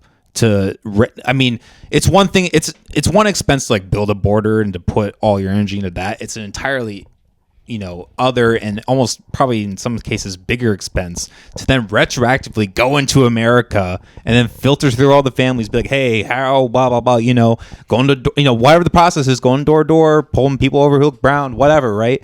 Like, it's going to, besides the fact that it's going to be done in a way that's, most likely it's going to be done in a way that's unjustly. It's just extremely expensive. Yeah, and it's not just that, like, the time that it's going to take to do all that, because he's not going to get done in 4 years. Not even that. Do it in like trying like 2 years. Like probably you have about 2 years until you lose the Congress and Senate. And so, and especially if it's very if it's really looking like we're just getting rid of everyone, the patience for that again is it's super it's super thin. And so I think you're gonna have a list of people like who are like unquestionable like bad guys that you can like sell to people, but also everyone in this country is entitled to due process of law. And so, like, hey, don't take me out after a hearing. And to do that, like, everyone, it's not just judges. Like, you need to, like, everyone, from the person who files the paperwork, from the person, who like fills up the jet that you're gonna, deport somebody, and then, hey, I'm sending you. You're being deported to Mexico. That means you need to have a guy from here on plane with you, and we need to arrange somebody in Mexico who's willing to, actually like take you and do whatever, or Ecuador, or you can have countries that from Venezuela, they're like, we don't want them back. We're not going to accept them. Then what do you do? Yeah, well, I was going to say, like, going by the system, like, even if you had like a list, I could just see that so easily being corrupted. Oh yeah. You find one guy, you don't like him for XYZ reason that isn't necessarily a crime. Mm-hmm. Yeah, getting the fuck out of here, right? Like, that's just too easy to. Yeah. Too easy to do that. Yeah. I want to touch on corporations. Let's go back on there with the whole. Obi, get the fuck out. Damn cat. Yeah, and so orange fuck. Yeah, with the whole Luigi. Is it Mangione? Which sounds like a made up fucking Italian person. Like, that's like a made up like character, like Luigi Mangione. Like, okay, cool. What about Moltasante? But I think the reaction to him shooting that CEO, I think that is what did it say? It's like some kind of a bell or like signal. Yeah, I just see a signal. Yeah, of where people are when it comes to dealing with not just the healthcare system, but just like I think it shows where we are culturally. Yeah. The fact that we are willing to like just ignore the fact that, hey, this person did like a really violent, horrible thing. Mm-hmm. And like, like if you want to get mad at the system, get mad at the fucking system. Like, you're going to pick this one guy, who had kids and like had a family, and I'm not saying that he was the best guy. There's maybe plenty of ways that he was shitty in his own right. Doesn't mean you have the right to just go kill him And I think, there was a Saturday Night Live clip where they announced it, and the entire crowd roared in applause, and even the hosts were like, "Whoa, this is wild." I don't know, I don't know if that's okay. No, absolutely. And I think what it's really demonstrating is, especially in this country, which, and again, I'm a capitalist. I totally believe in, hey, make your money, get your bag, all that thing. But also, there's some industries where you need to have like checks and balances on it, and it can't, because you're dealing with people's lives here, right? This is like the one thing that you have is your health. Jeez. Get the fuck out of here, bro. Ruining the goddamn podcast. Okay, sorry. No. Cats crazy. Cat's crazy. But I mean, I think what it's showing, like once you push people to that edge, if this is not like, and we can talk about pharma, things like that, but like when it's like when they were talking about rationing the amount of time that you can be under anesthesia before they start charging you extra, and then all of a sudden, I forgot what healthcare company it was. I'm not even gonna say it, but the healthcare company that was just the health insurance company that was talking about that, they stopped that policy right after this happened, because they realized how pissed off people are, because you are fucking with not just like my life, but the lives of the people that I love. And like, what am I gonna say? No, hey, wake up Coleman during his surgery because it's getting expensive. Wake the fuck up. Does he need to have, does he need a double bypass? Can we just do one bypass? Can we just like combine them into you can't do that shit, because as a corporation, you have a profit model, and that's what people become. And you have a duty to, like, you have to make money for your shareholders. That's your duty. Well, it's not even that. You have a certain amount you have to spend. Mm-hmm. Like, if you're a corporation, if you want to remain in this field, you have to spend, even if the money isn't, like, even if that's not there, right? Yeah. Like, they will create that themselves and inflate things, and exactly. Yeah. And I think, like, the biggest point that I want to make is just like, so when, like, as a corporation or somebody who's working for a corporation, especially a public corporation, you have to make money for your shareholders, and your only really duty while doing that is not to break the law. And so when you have the duty of loyalty is like, be loyal to the company, make money. Duty of care, that's more so just like, don't do illegal shit. Yeah. Well, or not even that. Like, don't do immoral shit. No, don't do illegal shit. Immoral shit. Tobacco companies. Like, so if I'm a lawyer for a tobacco company and I see a report that says, what we're selling is killing people, my job is to either kill that report or dispute that report. That's not illegal. It's immoral as fuck, sure. But my job is to defend the company. If I don't like it, leave. But then what happens when these laws start interfering with either the money of the shareholders or what we can do? Maybe it's time we need to buy some politicians and change these fucking laws. And so that's when you have that, like, that creep into, and that's why our Congress, like this, what the corporate donors, they spend so much money, because as long as what we're doing is not illegal, we're covered. You don't have to like what we do, but I can't charge you. It's not a crime to be an immoral person if you're not doing anything illegal. Yeah. Like, if I went there and I was like, I don't give a fuck about, Well, I don't even, like, if you were like a head of a tobacco company and you found a report that was harmful and you continue to sell that, I don't even necessarily think that's immoral. I mean, there's a consensual, like, if you work at Olive Garden and some fat fuck comes in, they want Alfredo sauce. Like, if they want just a bowl of Alfredo sauce and they want to drink it, right? Like, it's not immoral to give them that. Mm-hmm. I don't think that, like, if there's a mutual, as long as it's mutual, as long as there's a mutual agreement, a mutual exchange, that's as far as the morality goes. Yeah. As long as nobody's rights are being imposed on, like, as long as you're that person isn't doing something that's like gonna hurt some, like, right? But with healthcare, it's different, because then you're in a very vulnerable position. Like, what are you gonna do? Not have your tumor removed? Not have your arm fixed? Or what? not have them take care of your sick kid. But I mean, I think that's just reality at the end of the day. I mean, but then that's when you have really pissed off people who are like, sure, yeah, and so I think that's when the job to go, because like you're, and the only reason that they'll react to something being so immoral is when it hurts their bottom line. If it's immoral and they get away with it, they don't give a fuck. Give a fuck, yeah, you know. Exactly. But I mean, if it was United Health, you know, if you're gonna let, you know, little Timmy die, they're not gonna do that. But you know, 50-year-old Timmy, he's getting expensive. You know, he's a fat old white man. Who's really gonna care? You know. But you know, outside of you know Timmy's family, nobody. But then there's a build up to that. Like once you do enough of that, then you have this, you know, this kind of reaction. And so I think that's let a lot of companies know that maybe we should really try and not just, you know, be moral in the way of, hey, look, we have a black DEI officer. See, we're not racist. I mean, and you might maybe disagree with this, but like I think a big part of the problem is like the lack of choice that people have in their healthcare. Sure.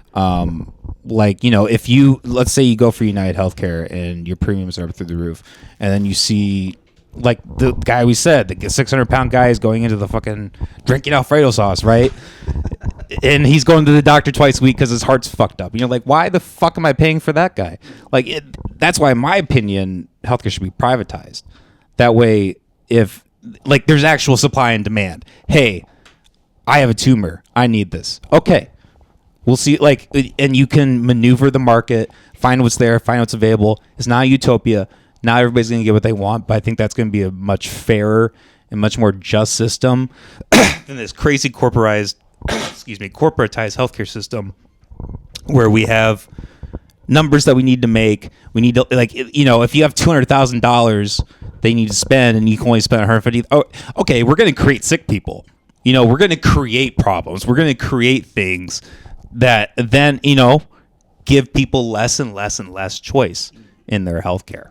So that's kind of my spiel on that, I guess. But yeah, and I think I get where you're coming from, but also, I mean, if it's completely public, let me go back to, you know, pre-Obamacare denying people with or charging them up the ass because they have pre-existing condition. Like, hey, I did not choose to have, you know, stage 4 cancer, or I did not choose to have this, you know, chronic disease or whatever. I mean, it's genetic. I'm sorry.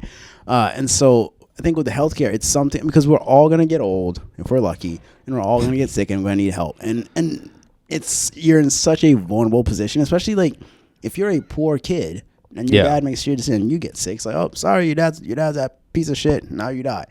Like, we can't have that. And so I'm more for like a public-private model where if you want to, you know, get the premium shit, sure, get all that. But this country is too fucking rich for us not to have a baseline for everyone.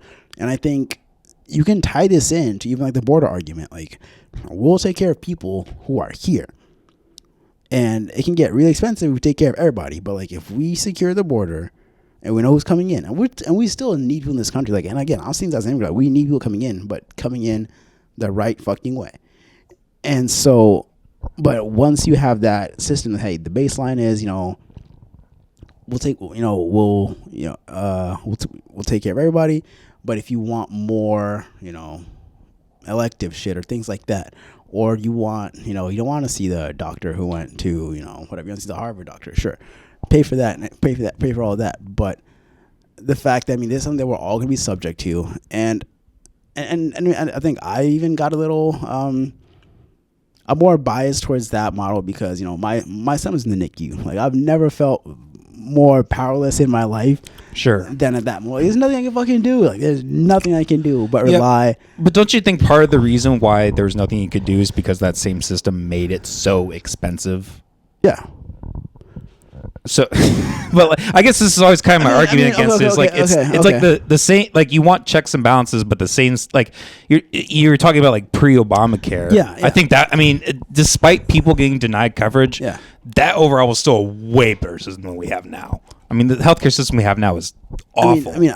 I'm on the point of I think we should get rid of what we have now, and have a public option with And if you want to, have your own private health insurance, if you want to, you need to have some kind of public option to where you're not just having people, just essentially just like I guess I just don't think that's possible to even reach that. I mean, we have so much fucking money in this country. It's all in Ukraine. It's all in 2,000 pound, fucking bombs and shit. But I mean, this could also be an area where we just disagree. Sure, yeah. No, I'm sure we do. Yeah. I mean, I think that also kind of ties into like the inflation of the dollar. Mm-hmm. Like, yeah, we have more money, we really don't have money. It's like inflated, and like we're in debt, and like, I don't know. I think a lot of these prices are inflated. And I think if we had things, and I think the reason we have that is because of the public sphere. So should let the corporations decide? No, well, because we're going private, then that's not necessarily corporations. It's just a business. The reason a corporation is a corporation is because of that same public entity. That government, that same thing is what fuels that. So then we have private corporations, private companies, or yeah, let's just corporate. What? I mean, isn't that just a corporation deciding on what to do? Look this up. Look this up, Pedro. But corporation, you need to make a certain amount of money to be a corporation. Yeah, to be a corporation or to be a public corporation. Yeah, I mean that's when you have those duties to make money for your shareholders. And when you get which is fine. I'm just no. But essentially, like a corporation is essentially a legal entity that exists with the sole purpose of, if it's a public corporation, for making money for its shareholders. A public corporation, you still have to make money, and the way you make money is essentially by being cheap. And I think that's the incentive that, like, we don't have a healthcare system. We have a health insurance system in this country where everyone tries their best to make money. We'll charge everybody more. Who gets fucked over? The people paying the premiums, which is why you can pay a bunch of premiums, and then we can have a loophole to get the fuck out of paying your bills. We get the premium. You get as little care as we can give you. We've done our job per the contract. But the problem is those people don't have an option to opt out.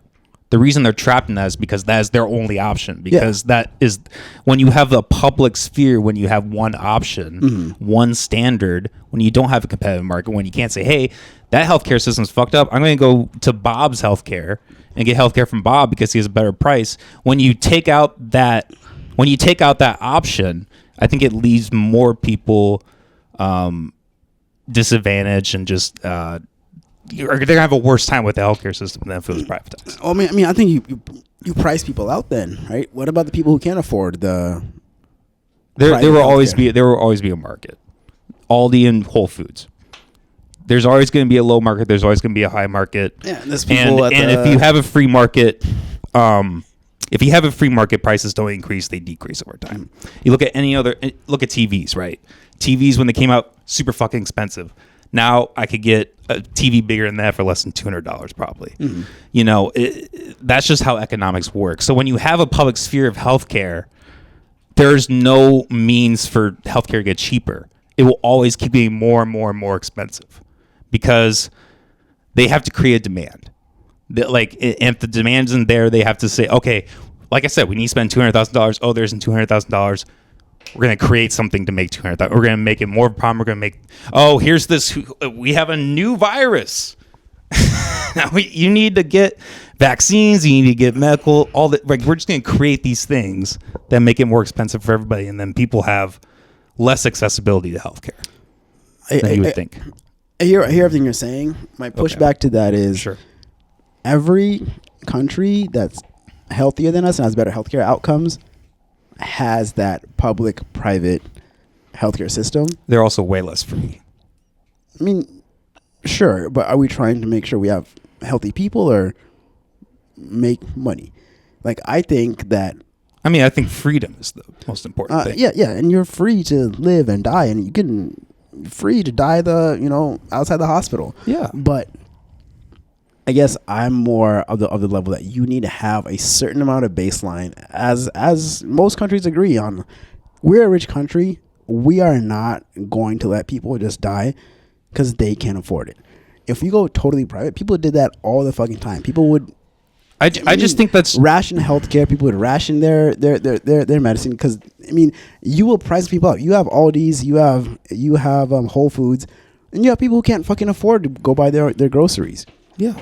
And then we have food banks for those people. Like, we're not just going to let people starve in the street. And so the way the public option, and again, I'm not talking about having premium healthcare for everybody. I'm talking about having a certain standard that we say, hey, we are not going to let people die because they are too poor to afford healthcare. I just find that to be a short-sighted viewpoint. I like, yes, in the you can make the argument that, like, if you're giving people these things in the short term, that could help in the short term. Long term, though, it's going to make everybody way more worse off. I mean, look at welfare. Yeah, but also, look at somewhere like Japan, or look at a large country, or what, like Germany. Germany has that private-public option. Do they? They have better outcomes. Their drugs don't cost as much. Their surgeries don't cost as much. Because when you let corporations just do whatever the fuck they want, they will, and then we all just become numbers. That's why United Healthcare, like the CEO, they made the most money by denying the most claims. Okay, well, let me rephrase that. I think in a free market that wouldn't happen. If you had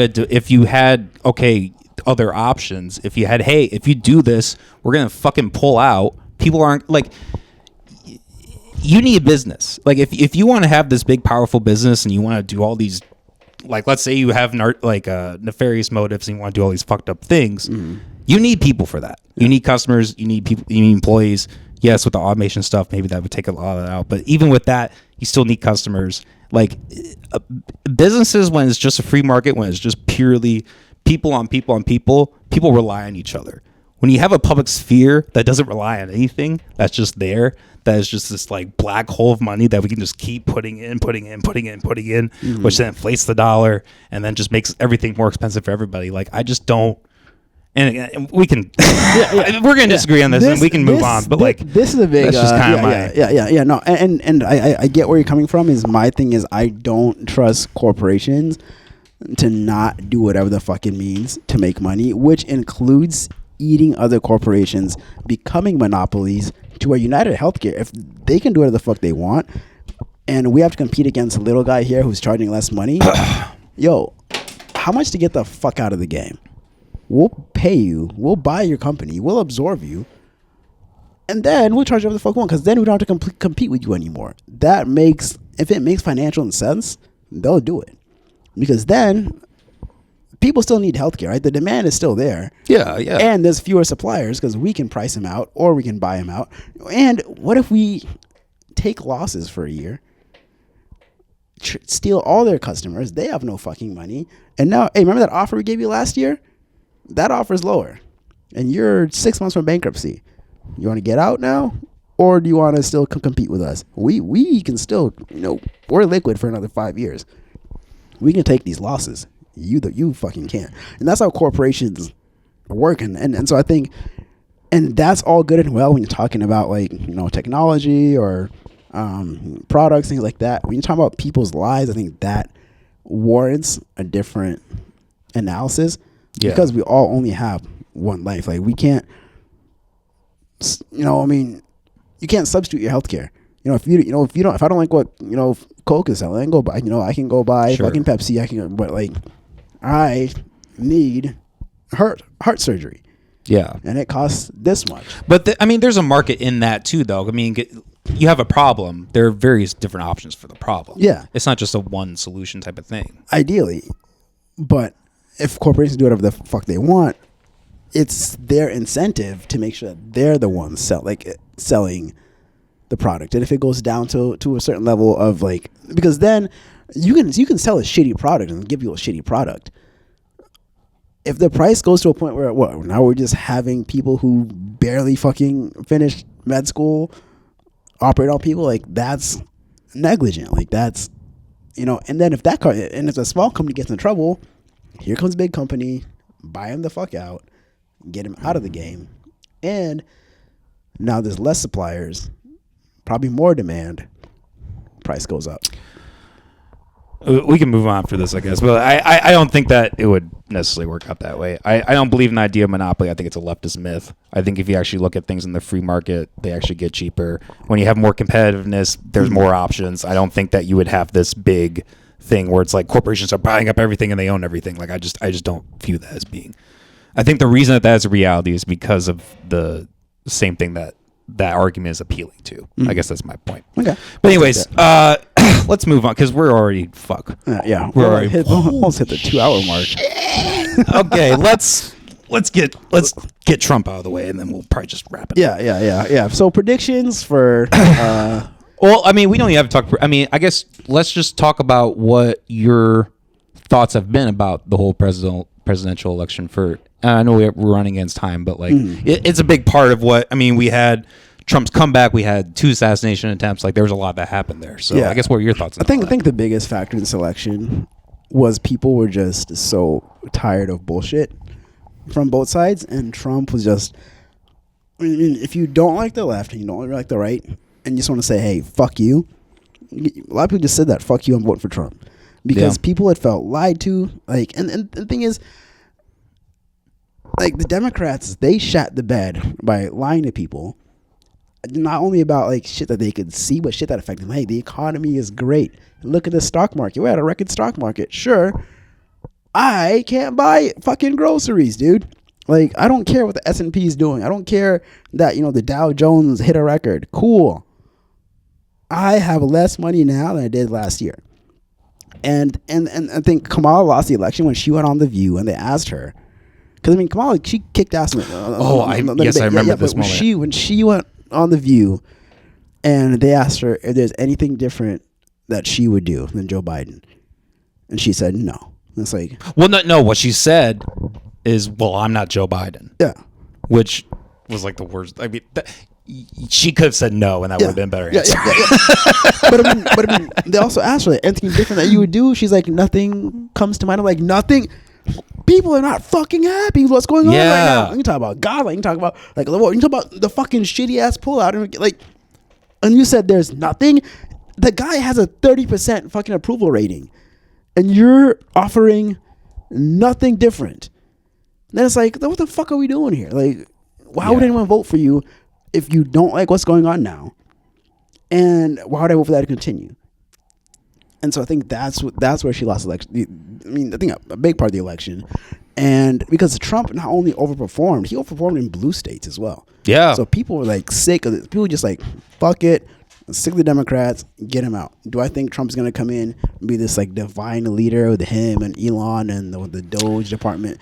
No. I mean, I think. I agree. I don't think so. Yeah. I mean, I think there'll be a reversion to the mean where, I mean, over time, by year 3, we're going to have generic Republican policies versus generic Democratic policies. I don't think we're going to have a huge change in this country. But I do think the Middle East is looking to... I really hope I'm fucking wrong, but I can see another war in the Middle East with Iran, I think. With Trump? With Trump, yeah. Why? Trump is a big war hawk against Iran. I mean, remember when... you really think that? Remember when people were saying that he's going to start World War III after he killed the leader of the Iran... so, essentially, like, one of the main general in Iran is the leader of the Revolutionary Guard. This is in 2018. And he was in Iraq, Yeah, that's the one thing that we did in the war in Iraq. Now Iraq government is super close to Iran. But while the general was there, he got droned. And so people were like, what the fuck? You're just trying to set this shit off. I don't think Iran wants war with the USA. I think Israel wants to get rid of the leadership in Iran. Oh, yeah. 100%. And so, and as following this pattern, Saddam is gone, Gaddafi's gone, Assad is gone, and so, I mean, I think a lot of the Hezbollah is gone. Like, a lot of the leaders in the Middle East are looking around because when Israel bombed Iran, they had a measured response. They sent, like, fucking drones with propellers on them to fly to Israel. As I guess what's the connection to that in Trump, though, just because he supports Israel? Well, I mean, the people in Trump's cabinet also... in his first cabinet, they were very anti-Iran. Oh, so, yeah, so that I surprised mean, me, they yeah. they cranked up the sanctions, they cranked up the attacks, and I think just the way things are trending now, I mean, they're setting it up for a if it's not just a huge war, a change in leadership in the Iranian government. Is that good? Is that bad? Depends what side you're on. But I just don't want to see shit pop off and where we have to go and send people to die in the desert for fucking Boeing and Lockheed Martin and Yeah. Raytheon and all these people. Domestically, I mean, what I'm hoping for is that the economy, like the real economy, is gonna like actually gets going again. Where you start, I want to start making things this country again, and tackling inflation by solving this shit with fucking Ukraine. Because the reason this shit's expensive now is the price of gas. When you shut down gas going into Europe, and then now we are shipping liquid natural gas to fucking Europe when they had a pipeline that went straight from Russia to Germany that just magically got blown up. We don't know who did it. Wasn't us. Wasn't us that destroyed the most expensive infrastructure project in fucking in European history. Somebody else. But that's, I mean, when the price of gas goes, the price of everything goes up. And so I think it's hopefully getting that war wrapped up and getting the gas flowing again, because fucking Germany is literally buying nuclear energy from France because they thought they could Green New Deal their way through a fucking, like, through a winter. Like, wind turbines don't really generate a lot of heat. And so those are the two things that I would want to see. But also, I really hope I'm wrong about the Iran thing, but I think Netanyahu knows as soon as the war stops, he's going to jail. There's going to be an investigation. People are going to ask, yo, how the fuck did Hamas just walk across the fence and kill people? And you had no idea? I mean, he might not though. I mean, look at how we were, at the beginning of the episode, we were talking about narratives, right? Yeah. How easy would it be to just create this narrative? Oh, actually, he was blah, blah, blah, blah, blah. Right, and whatever, right? And then he'll still come out as but at least okay. But see, the thing is, there's a lot of people in Israel who want to know. Like, there's people whose family members were killed. Yeah, who want, true. Like, how the fuck can we blow somebody up in Iran in their own fucking house and we don't know what's going on across the street?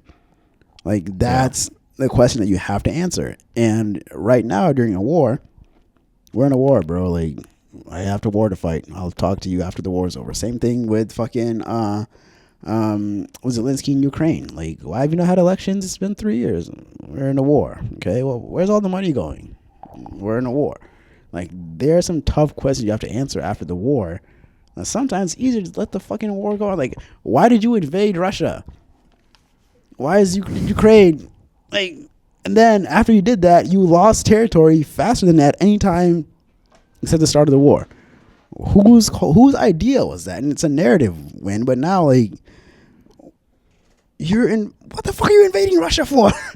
Like, what the fuck is, but these are uncomfortable questions that have to be answered. Yeah. And I think what you're going to have is a lot more spin, and they're just going to be testing out all these different narratives.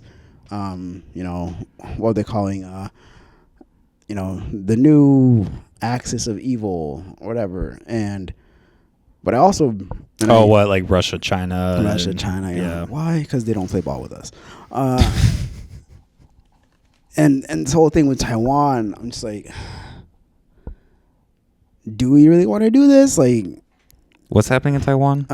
China's ramping up their military. Oh, I've heard that. Yeah, okay. Yeah. And they've been doing it for years, but I just really don't want to see that pop off because, and again, China also has like, time is one of the biggest factors when you're talking about like military operations, because China knows that within like 10, 15 years that they're not going to be able to launch that level of military operation because they're running out of guys in that age that they can not only just like afford to, turn into soldiers, but afford to lose in that kind of war. And what we're learning from Ukraine is every person that dies, that's a lot of economic productivity. You lose a 50-year-old, okay, it's probably closer to the end, but like you start losing 18, 19, 20-year-olds, like you're fucking up your country. And now you're not on like we're going to recover in 10 years. You're talking about like a 30-year recovery to get back to just where you were. And China has an aging population, so like if you have one kid who dies in the war, who's going to take care of the old people? The state? Where's the state going to get money? The young people, where's the money? Well, the young people, they're dead.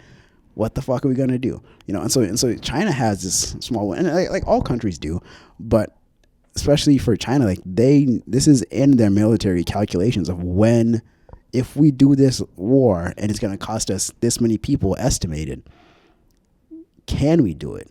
Does it make sense to do it?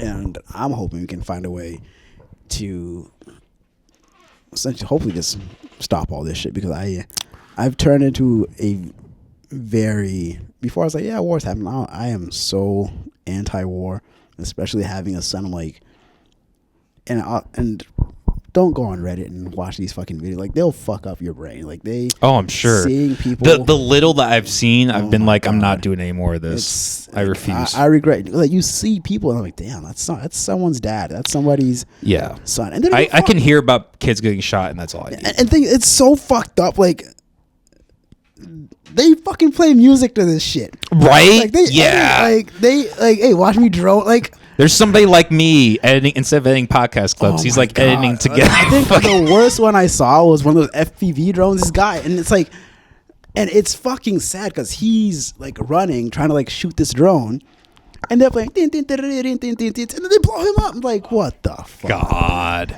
And there's people in Russia going, fuck yeah, and people in Ukraine going, fuck yeah, or even the shit that I've seen in Gaza. Like the IDF, like blowing up buildings, like they're fucking, they're doing TikTok dances, like they're going to people's houses. They're like, oh, look at me eating my Gaza. Like, and again, these are 18, 19-year-olds. They don't give a fuck. Like these are 18, 19-year-olds who've grown up in Israel knowing, fuck those guys, they want to kill you. And now they get their chance to go in there and fuck them up. Like, of course they're going to do this shit, And again, they're not especially mean because they're Jewish. They're just assholes. All military has their assholes. Like, how many guys did we send to fucking Iraq because they just wanted to, shoot some Hajis or whatever? We know them. We went to high school with them. Like, all armies have assholes. But the level of depravity that comes from just being disconnected to me sitting here in, like, some kind of, like, basement war room with the drone, like, chasing somebody. Hey, watch me fuck this dude up. Like, yeah. It's a different level of depravity and just that disconnect. Yes, I agree. So like my whole thing is I just hope there's a lot less war. No, I'm 100% anti-war as well. I agree with you there. It is kind of surprising that you think that Trump's going to be this war hawk, because I've found him to be the opposite. I mean, when he was in office, I mean, there was only one major conflict he inflicted in that, or not even major conflict. It was actually relatively minor, but it was bombing in Yemen. Mm-hmm. I think that was really the only thing he did. Mm-hmm. I mean, he didn't advance Afghanistan at all. Mm-hmm. I don't know if I really believe him on this or not, but like he claims that he was on a pretty good streak to getting out of Afghanistan. Then Biden fucked it up. Who knows if that's actually true? I think the most concerning thing about Trump is he does back Israel. That is very concerning. I do not like that. However, though, I think Trump is a lot less likely to engage in warfare than somebody like Biden or Harris. I mean, look at what Biden has done in the last 2 months of his presidency. I mean, literally, like a week or two after Kamala lost, he just sent missiles to Russia. Like, what the fuck? I think that. I mean, look, government's government. Like, any party is capable to or can possibly engage in warfare, right? Like, anybody can do that. I do like to think and hope that Trump is less likely to do that than if Kamala had been in. That's just my opinion. I do. And I know that Israel really wants regime change. I know that Netanyahu really wants regime change in Iran. Yeah. And I am hoping that you are right and that Trump doesn't follow him to death. I hope so. Because and look, if I'm wrong, I'm wrong, and that would be unfortunate. But and again, shit happens. But just I really hope I'm wrong about the Iran thing, because Trump, one place that I think that he's really willing to follow Israel to is war with Iran, and I hope I'm wrong. I don't know. I don't know anything about that. You could be right. You could be wrong. I don't know. Let me ask you just one more question before we maybe wrap this up, kind of tying into the whole Trump thing. Yeah. And I think you've kind of alluded to this a little bit with like kind of the media narration, that kind of stuff. But I think one of the things that was so poignant in this last election cycle was how, and I mean, I think this has been prevalent through his whole career, like his presidential career, but especially this time around, like how against Trump the deep state was, like how every news media corporation, they gave him felony charges or something that should have been misdemeanors, like it just great. And then when he won, they just dropped like that, or maybe not when he won, but like when it was like looking pretty good, like he was going to win, like all those things dropped. And I don't know who you voted for. I'm assuming maybe you don't want to say that. I didn't vote for either of them. I'm happy saying that. I did not vote for Trump. I didn't vote for Kamala. So. Good man. So I guess what's your opinion on it? Do you think that the deep state was weaponized against him? Do you think it's all bullshit? Like, what are your thoughts on that? I guess. Yeah, and like, what precedent does that set? I guess. Well, I think the deep state got slapped in the fucking mouth by Trump winning, because I mean, they tried everything. I mean, the whole. Like they had such a hard on for wanting to say he's a convicted felon, and now it's like, you fuckers lost to a convicted felon, like it's like, it's just ridiculous. But because I mean, it was such a bold, like it was a misdemeanor. The statute of limitations had expired. They essentially rewrote the laws so they can just charge him. And then they charged him count by count. Like, what fucking country do we live in where rich people can't pay off porn stars? Like, come on. Like, we know this shit happens. Well, it's such a stupid analogy to be like, oh, he made money as campaign, therefore he used that money to pay off the porn stars. It's like, no, he just made money. Yeah. And then, and then he spent the money, Who gives a fuck? Like, come on. Like, Bill Clinton was getting blowjobs in the White House. like, come on. Like, what the fuck are we talking about here, dude? And that's and that guy spoke to the DNC. Like, seriously? Okay, all right, okay, fine, whatever. But I think what the deep state realized, like, how much that not just like conservatives, but just the American people have such little faith in the federal government and its ability to deliver results for them, that they're willing to say, fuck you, we're going to pick a convicted felon over. And Kamala, like, she's not a great candidate. She's not that good. Like, she's just. But she was an awful candidate. She's like. Yeah, honestly, she is. Yeah. I'm trying to give her some grace. She's pretty. Yeah. She sucks. If she was good, we would know. When she ran, she couldn't even make it out of fucking Iowa.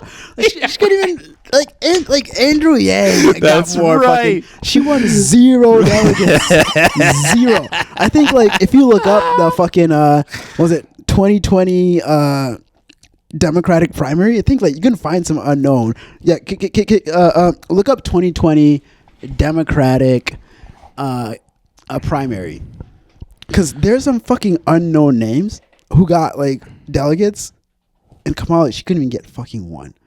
But then, like, they try to pre-package her and make her this whole fucking thing. Scroll down. But, like, it's just. I mean, like, they ran such. Yeah, right there. So Joe Biden, Bernie, Pete, Tom Sawyer, or just some other person. Yeah, Amy Klobuchar got 7 delegates. She's not even on there. She didn't even fucking register, dude. Like, fucking Other got more delegates than her. Who the fuck is Other? Like, and that's her running by herself. Like, she's not good at this thing. Like, I've never actually looked at it like this. I didn't realize how bad she really did. She didn't make it on the fucking board. Like, Jesus. Tom Sawyer got more votes. Steyer. Like, who the fuck is Tom Steyer? You know, like Elizabeth Warren, everybody hated that bitch. Oh god, Amy Klobuchar, like, and like, I think, hey, at least Tulsi Gabbard made it on the board. Yeah, right. Like, you know, that's honestly surprising. She got 2 delegates.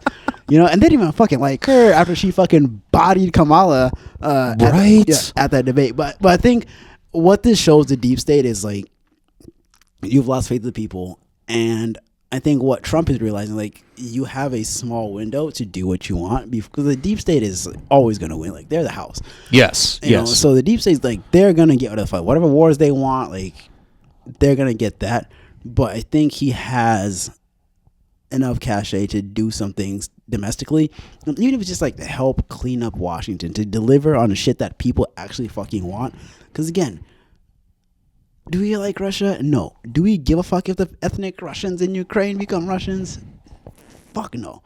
You know, and so I just think that what people are, what's really registering is the fact that it's so much harder to bullshit people now, and people are willing to call you out. And I think what he's done is he's put, like, Trump has put, like, fuck you on the table as like a legit vote. Like, whoever's saying like, hey, fuck these people. Before it was like, well, we need to have decorum. We don't say that. We don't curse. Well, like Obama wore a tan suit, and you know, it's like, no, now it's no holds barred. Like, either you deliver or you get the fuck out. Yeah. And I think that's the message that people are hearing. The Democrats need to find like an actual legit candidate. You can't just run 2 dead people in a robot. Yeah. Like, you need actual people who understand, not just these fucking pre-packaged products that are like, hey, vote blue no matter who. Fuck you. So yeah, you know, I'm actually really glad you brought up the point, that point, because I think the thing that people are kind of missing about, I think the whole like fuck you thing of Trump is kind of outdated. I think that was more prevalent in 2016. I think when you saw him through his presidential term, he really just became a regular Republican president. I think people are still bringing that energy into Trump. I just don't believe it's there. You know, again, me speaking as the anarchist, someone who, you know, doesn't like the system. I think Trump's win, in a way, actually kind of just re-justified it. Like, I think, you know, people have been fuck the system this whole time. And then if Trump gets in there and he actually makes it legitimate again, it's like you said, the house always wins. Like, I think in a way, I almost think it's 3D chess in a way.